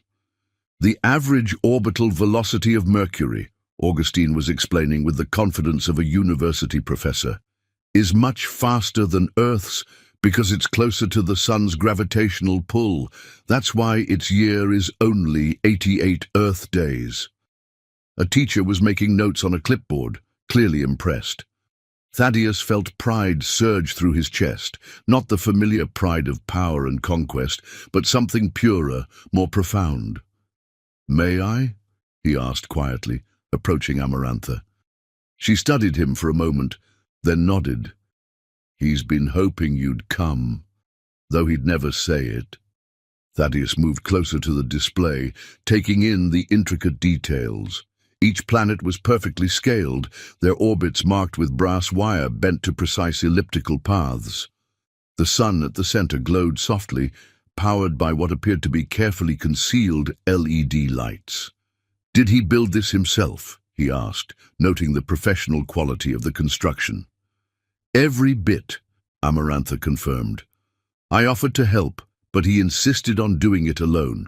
Said a real scientist needs to understand every part of their experiment." Pride mixed with pain. How many moments like this had he missed? How many triumphs and struggles had he sacrificed for boardroom victories that now seemed hollow? Augustine finished with his current group of admirers and turned, freezing slightly when he saw Thaddeus. For a moment, father and son stared at each other, separated by 5 years of absence and 1 moment of choice. "Hello, Augustine," Thaddeus said softly. "Your model is extraordinary." The boy straightened, unconsciously mimicking his father's posture. "Thank you, Mr. Montgomery. Would you like to hear about the relative orbital velocities?" "I would like that very much." What followed was a comprehensive lecture on celestial mechanics that left Thaddeus stunned. Augustine didn't just know the facts, he understood the underlying principles, could explain why things worked the way they did. His small hands traced orbital paths with precision, his voice growing more confident as he warmed to his subject. "And that's why Pluto isn't really a planet," he concluded firmly. "It hasn't cleared its orbital neighborhood of other objects. That's one of the 3 main criteria for planetary classification according to the International Astronomical Union." "Impressive," Thaddeus said, meaning it. You've done a remarkable amount of research. Mum got me a telescope for my birthday, Augustine explained. We can see Jupiter's moons from our apartment. Sometimes, he hesitated, then continued with careful casualness. Sometimes, we can see them from the observation deck of your building too. It's higher up. The implied question hung in the air between them. Thaddeus glanced at Amarantha, who gave an almost imperceptible nod. Perhaps, he said carefully, you'd like to view them from there sometime. The building has a professional-grade telescope in the observation lounge. Augustine's eyes lit up, but he looked to his mother for permission. This, too, spoke volumes. About trust, about boundaries, about love freely given and carefully protected. We'll see, Amarantha said gently. For now, I believe the judges are coming for your final presentation. Indeed, a group of teachers and what appeared to be local scientists were making their way toward Augustine's display. The boy quickly straightened his bow tie, a gesture so familiar it made Thaddeus's heart ache. Good luck, he said, stepping back to give Augustine his space, though I doubt you'll need it. The next 15 minutes were a masterclass in poise under pressure. Augustine answered every question with clarity and confidence, his passion for the subject evident in every word. When he demonstrated how the model's lighting system created accurate shadows based on planetary positions, one of the judges actually applauded. He's remarkable, Thaddeus murmured to Amarantha as they watched. He is, she agreed. And he did it all without the Montgomery name or fortune, just curiosity, determination, and love of learning. The rebuke was gentle but clear. Thaddeus accepted it with a slight nod. I was wrong about everything. Not everything, Amarantha corrected softly. You were right about one thing. He is extraordinary, but not because of genetics or inheritance, because of choices, Thaddeus. The ones I made, the ones he makes every day, and now, perhaps, the ones you're finally ready to make. Before he could respond, a commotion at the front of the gymnasium drew their attention. The judges had finished their deliberations. Augustine returned to stand between them, unconsciously reaching for his mother's hand. The grand prize for this year's science fair, the principal announced, for outstanding achievement in both scientific understanding and technical execution, goes to... Augustine's grip on Amarantha's hand tightened. Augustine Washington, for his scale model demonstration of solar system dynamics. The gymnasium erupted in applause. Augustine's face lit up with pure joy as he hurried to accept his trophy, a modest thing of plastic and mock gold, but in that moment more precious than all the treasures in the Montgomery vaults. "Mom," he called out as he returned, trophy clutched to his chest. "Mom, I did it." "You certainly did, my love." Amarantha knelt to embrace him, her eyes shining with pride and tears. "You worked so hard, and it paid off beautifully." Augustine turned to Thaddeus, his excitement slightly tempered by uncertainty. "Did you see? About the orbital mechanics?" "I saw everything," Thaddeus said, his voice rough with emotion. "It was brilliant. You're brilliant." The boy beamed, then looked thoughtful. "Mom says you build things too. Big things, like your tower." "I used to think that's what mattered most," Thaddeus admitted, "building big things, having power. But watching you tonight, seeing what you've built," he gestured to the solar system model. "This is better. This is real." Augustine considered this with the seriousness only a child can bring to adult matters. "Maybe," he said finally, "you could build something with me sometime? I have more models at home. Mum says I get my engineering skills from—" He stopped abruptly, looking embarrassed. Amarantha's hand tightened on his shoulder, offering silent support. "From your father," Thaddeus finished gently. Augustine nodded, not meeting his eyes. "Augustine." Thaddeus knelt down, putting himself at eye level with his son. "There's something you should know, something I should have told you the moment I saw you." He looked to Amarantha, receiving a small nod of encouragement. "I am your father," he said softly, "and I have made many mistakes, the biggest of which was not being in your life. But if you're willing, I'd like to try to build something new, something real, with you." The gymnasium continued its noisy celebrations around them, but in that moment there was only this: a father, a son, and the infinite possibility of love finally awakened. Augustine's storm-grey eyes, so like his own, studied him carefully. "Mom says everyone deserves a chance to be better than they were yesterday." "Your mother is very wise," Thaddeus smiled, "and very brave." "Braver than anyone," Augustine agreed solemnly. Then, with the resilience of childhood, "Does this mean I can use the big telescope in your building?" A laugh escaped Thaddeus, the first real laugh in longer than he could remember. "Yes, that and more. If your mother approves and if you're willing to teach me about orbital mechanics." "Deal!" Augustine stuck out his hand formally. "But first, you have to understand why Pluto isn't a planet. It's very important." Thaddeus shook the small hand solemnly, feeling the weight of this moment more than any business deal he'd ever sealed. "I look forward to learning." Later, as they helped Augustine pack up his project, Amarantha touched Thaddeus's arm lightly. "You did good tonight." "I had an excellent teacher," he replied. "Two, actually." She smiled, watching Augustine carefully wrapping his model planets. "This is just the beginning, you know. Real change takes time, commitment, patience." "Like orbital mechanics?" "Exactly like orbital mechanics. Forces pulling in different directions, finding balance, maintaining the right distance." She gave him a meaningful look. "It's all about respect for natural laws." "I'm ready to learn," he said simply, "from both of you." Augustine returned, trophy in one hand and a carefully packed box of planets in the other. "Mom, can we get ice cream to celebrate?" "Mr. Montgomery,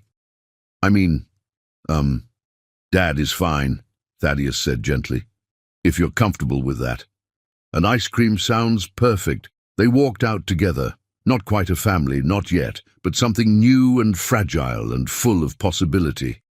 The New York night sparkled around them, stars barely visible through the city's glow, but present nonetheless, constant as a father's love finally awakened. Tomorrow would bring new challenges, stock market reactions, media scrutiny, the monumental task of transforming Montgomery Industries. But tonight was for smaller things that meant everything: ice cream choices, astronomical facts, and the first careful steps toward building something that no amount of money could buy. Real love, Thaddeus was learning, wasn't about possession or power. It was about being present, about choosing to build rather than control, about understanding that the greatest forces in the universe, like gravity, like love, worked through attraction rather than coercion. His son was teaching him about planetary motion, but more importantly, about how to revolve around something greater than himself. And for the first time in his life, Thaddeus Montgomery was ready to learn. Chapter 11. Amarantha's Victory. The morning sun painted Manhattan in shades of triumph as Amarantha Washington stood in her new office on the 67th floor of Montgomery Tower. The space had been transformed overnight. Gone were the cold chrome and steel furnishings that had defined the Montgomery aesthetic. In their place stood warm woods, comfortable leather chairs, and walls adorned with local artists' work, depicting scenes of community and connection. But it was the view that truly commanded attention. Through floor-to-ceiling windows, she could see the city awakening, unaware that it was witnessing the dawn of a new era in corporate responsibility. The Wall Street Journal lay open on her desk, its headline bold and undeniable: Montgomery Industries announces revolutionary ethical overhaul markets. Stunned as corporate giant embraces radical transparency. Below that, a smaller headline caught the morning light. Amarantha Washington, named Chief Ethics Officer. Former wife returns to transform company she once left. She picked up the paper, allowing herself a moment to savor the weight of what she had accomplished. Not revenge, as so many had assumed, but reformation.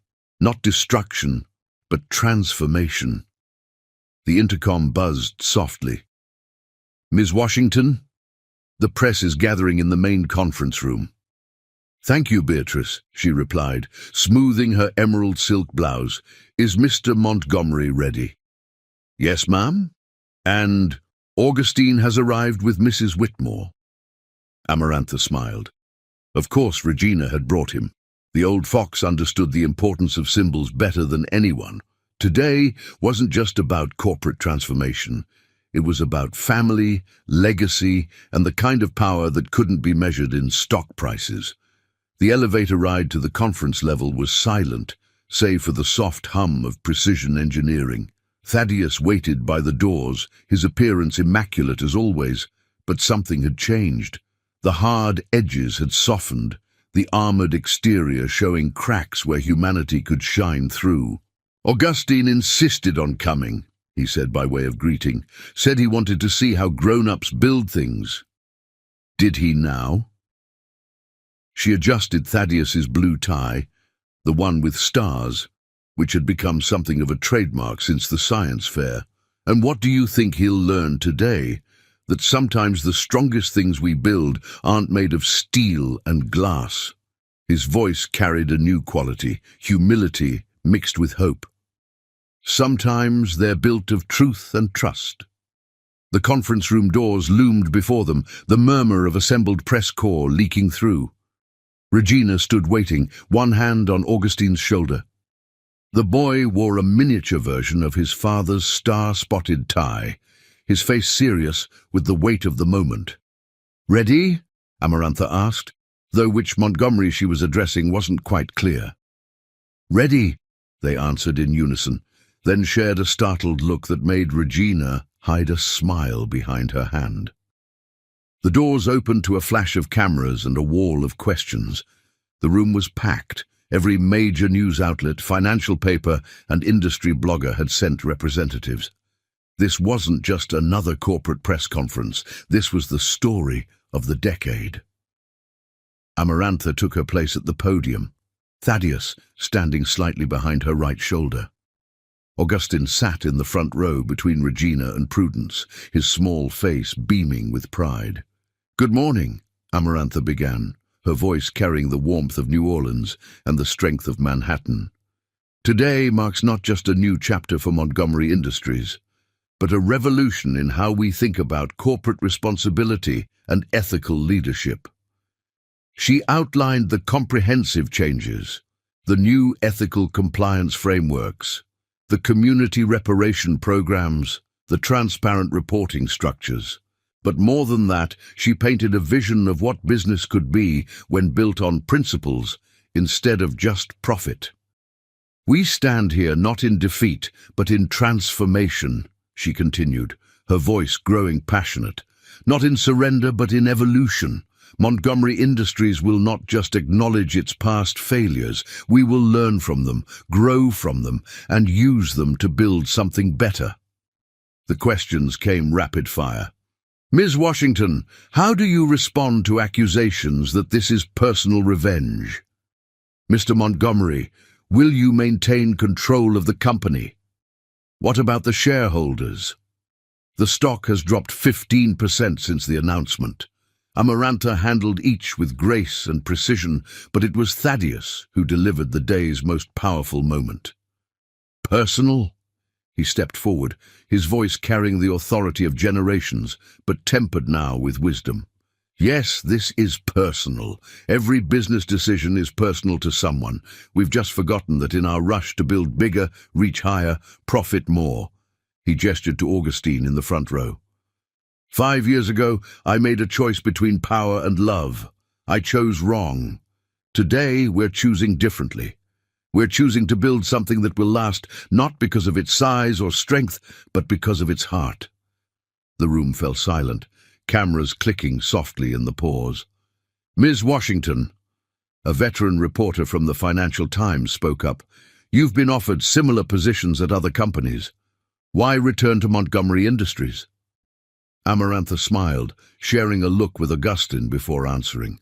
"Because true change doesn't come from abandoning what's broken. It comes from having the courage to fix it. Montgomery Industries isn't just a company, it's a legacy. And legacies should be about more than profit margins and market share." The questions continued, but the tone had shifted. This wasn't just another corporate scandal or power play. This was something new, a story of redemption, of transformation, of love conquering pride. As the conference wound down, Augustine made his way to the podium, slipping between his parents with the unconscious grace of childhood. A photographer captured the moment, Amarantha in her emerald silk, Thaddeus in his star-spotted tie, and between them their son, the physical embodiment of what could be built when love overcame fear. Later, in her office, Amarantha stood at the window again. The city stretched before her, not as territory to be conquered, but as a community to be served. The stock price would recover. She had run the numbers meticulously, planned for every contingency. But more importantly, something else was recovering. A family, a legacy, a future worth building. A soft knock at her door revealed Thaddeus holding 2 cups of coffee, one black, one with vanilla, and a hint of chicory, just as she had always taken it. "The board is pleased," he said, setting her cup on the desk. "The initial market reaction was better than projected, and the media coverage is focusing on redemption rather than scandal," she finished.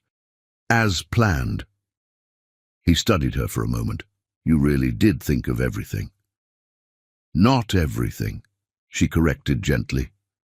"I couldn't plan for Augustine's reaction to you, couldn't strategize his way of accepting you so readily. That's all him. And a little bit you. And a lot of you," Thaddeus added. "You never poisoned him against me, never used him as a weapon. You gave him the space to form his own opinions, make his own choices. Like father, like son," she smiled, "both learning to choose love over fear." The city continued its eternal dance below them, but up here, something profound had shifted. Victory, Amarantha was discovering, didn't always look like conquest. Sometimes it looked like a father and son sharing a tie design. Sometimes it looked like truth setting a company free. Sometimes it looked like love finding its way home through a maze of pride and power. Her phone buzzed, a text from Augustine. "Can we use the big telescope tonight? Dad promised to show me Jupiter's moons." She showed the message to Thaddeus, whose face softened at the word Dad. "Well?" she asked. "Can we?"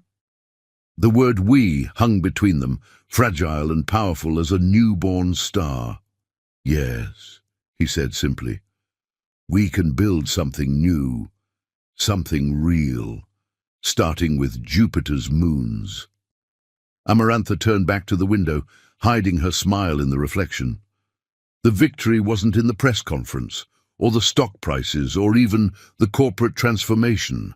The victory was in that simple text message, in a son reaching out to his father, in a family finding its way back to love, in the infinite possibilities that opened up when pride finally bowed to truth. The sun continued its journey across the Manhattan sky, turning windows into mirrors and shadows into opportunities. Below, the city hummed with life and potential. Above, a family began the delicate work of rebuilding what had been broken, one astronomical observation at a time. This, Amarantha knew, was the real triumph. Not the defeat of an empire, but its resurrection into something worthy of the love that had saved it. Chapter 12. Redemption's Price. As twilight painted Manhattan's skyline in shades of gold and purple, the observation deck of Montgomery Tower hummed with quiet anticipation. The press conference had ended hours ago, but its impact still reverberated through the financial world. Montgomery Industries' stock had stabilized after its initial drop, as investors began to understand that this wasn't a company's death knell, but its rebirth. Amarantha stood at the floor-to-ceiling windows, watching the city transform from day to night. Her emerald silk blouse caught the fading light, making her look like a queen surveying her hard-won kingdom. But her victory wasn't about conquest, it was about redemption. The soft whir of the elevator announced her arrival. Augustine burst onto the observation deck, still wearing his school uniform, his eyes bright with excitement. "Mom, Dad, Mrs. Whitmore says we can use the big telescope tonight. Jupiter's moons are going to be visible." Behind him came Thaddeus, his tie with silver stars, now a symbol of change rather than power. The past few weeks had transformed him, softening the hard edges of the corporate titan into something more human, more real. "That's not all that's visible tonight," Thaddeus said softly, moving to stand beside Amarantha at the window. He handed her an envelope, thick with official-looking papers. She opened it carefully, her eyes scanning the contents. Inside was a complete transfer of shares, a significant portion of his personal stake in Montgomery Industries, signed over to Augustine's name with her as trustee. "Thaddeus." "It's not about money," he said quickly. "It's about legacy, about making sure our son knows that this transformation is permanent, that some choices once made can't be unmade." Augustine was already at the telescope, making adjustments with surprising skill. "Mom, I can see Ganymede. It's Jupiter's largest moon, did you know? Dad told me it's bigger than Mercury." Amarantha felt tears prick at her eyes, not at the share transfer, but at the casual way Augustine had said Dad. How easily children forgave when they saw real change, real effort, real love. "There's something else," Thaddeus said, pulling another document from his jacket. This one was simpler, a single page with the Montgomery Industries letterhead. "What's this?" "My personal office. I'm moving down to the 66th floor." He met her eyes steadily. "The CEO's office on the 67th should belong to someone who understands that power isn't about height or might. It's about vision." She stared at him. "You're making me CEO?" "I'm acknowledging what everyone already knows. You're the one who saved this company, who saved me." He glanced at Augustine, still absorbed in his astronomical observations. "Who saved us all?"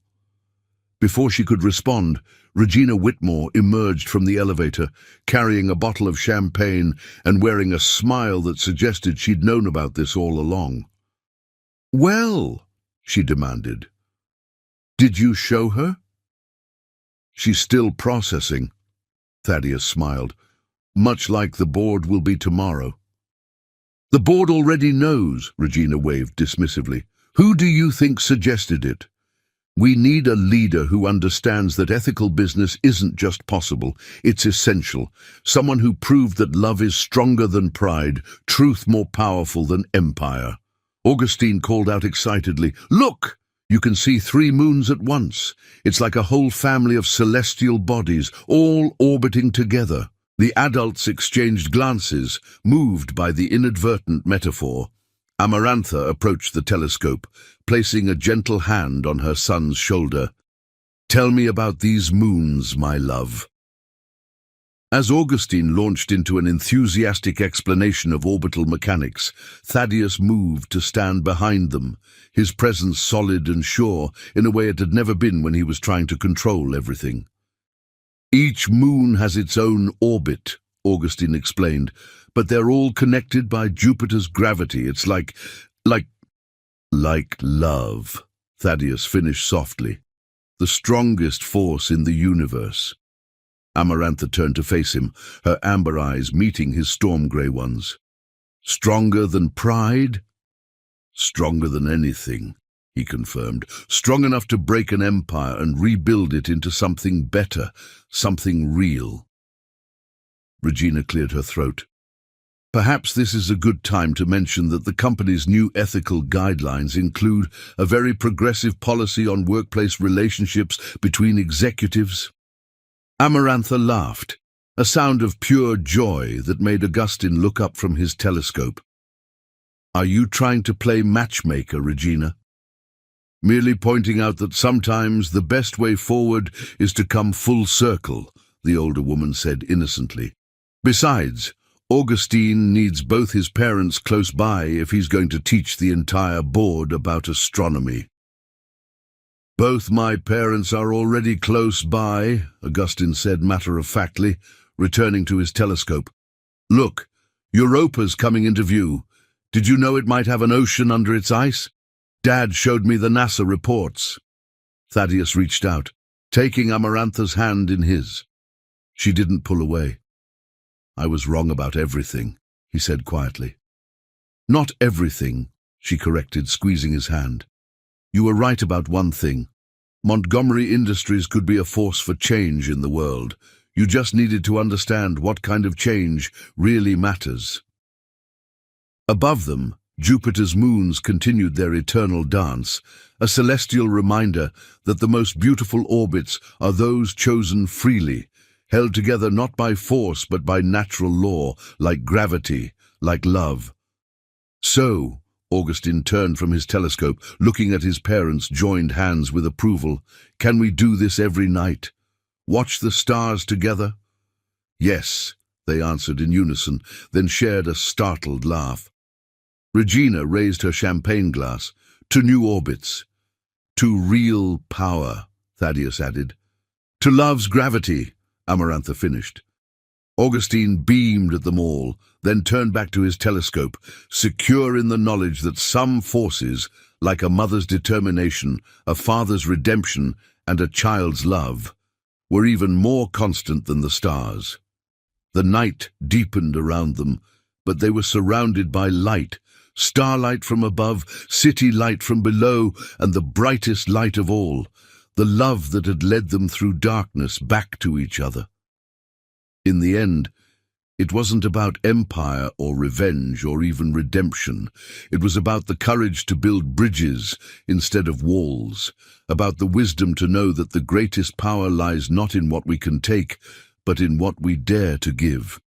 And as Jupiter's moons danced their eternal ballet above the city that had witnessed their fall and rise, the Montgomery Washington family held each other close, knowing that sometimes the longest journey ends exactly where it began, under the same stars, with the same hearts, but with wisdom enough at last to cherish what truly matters. Subscribe if you liked.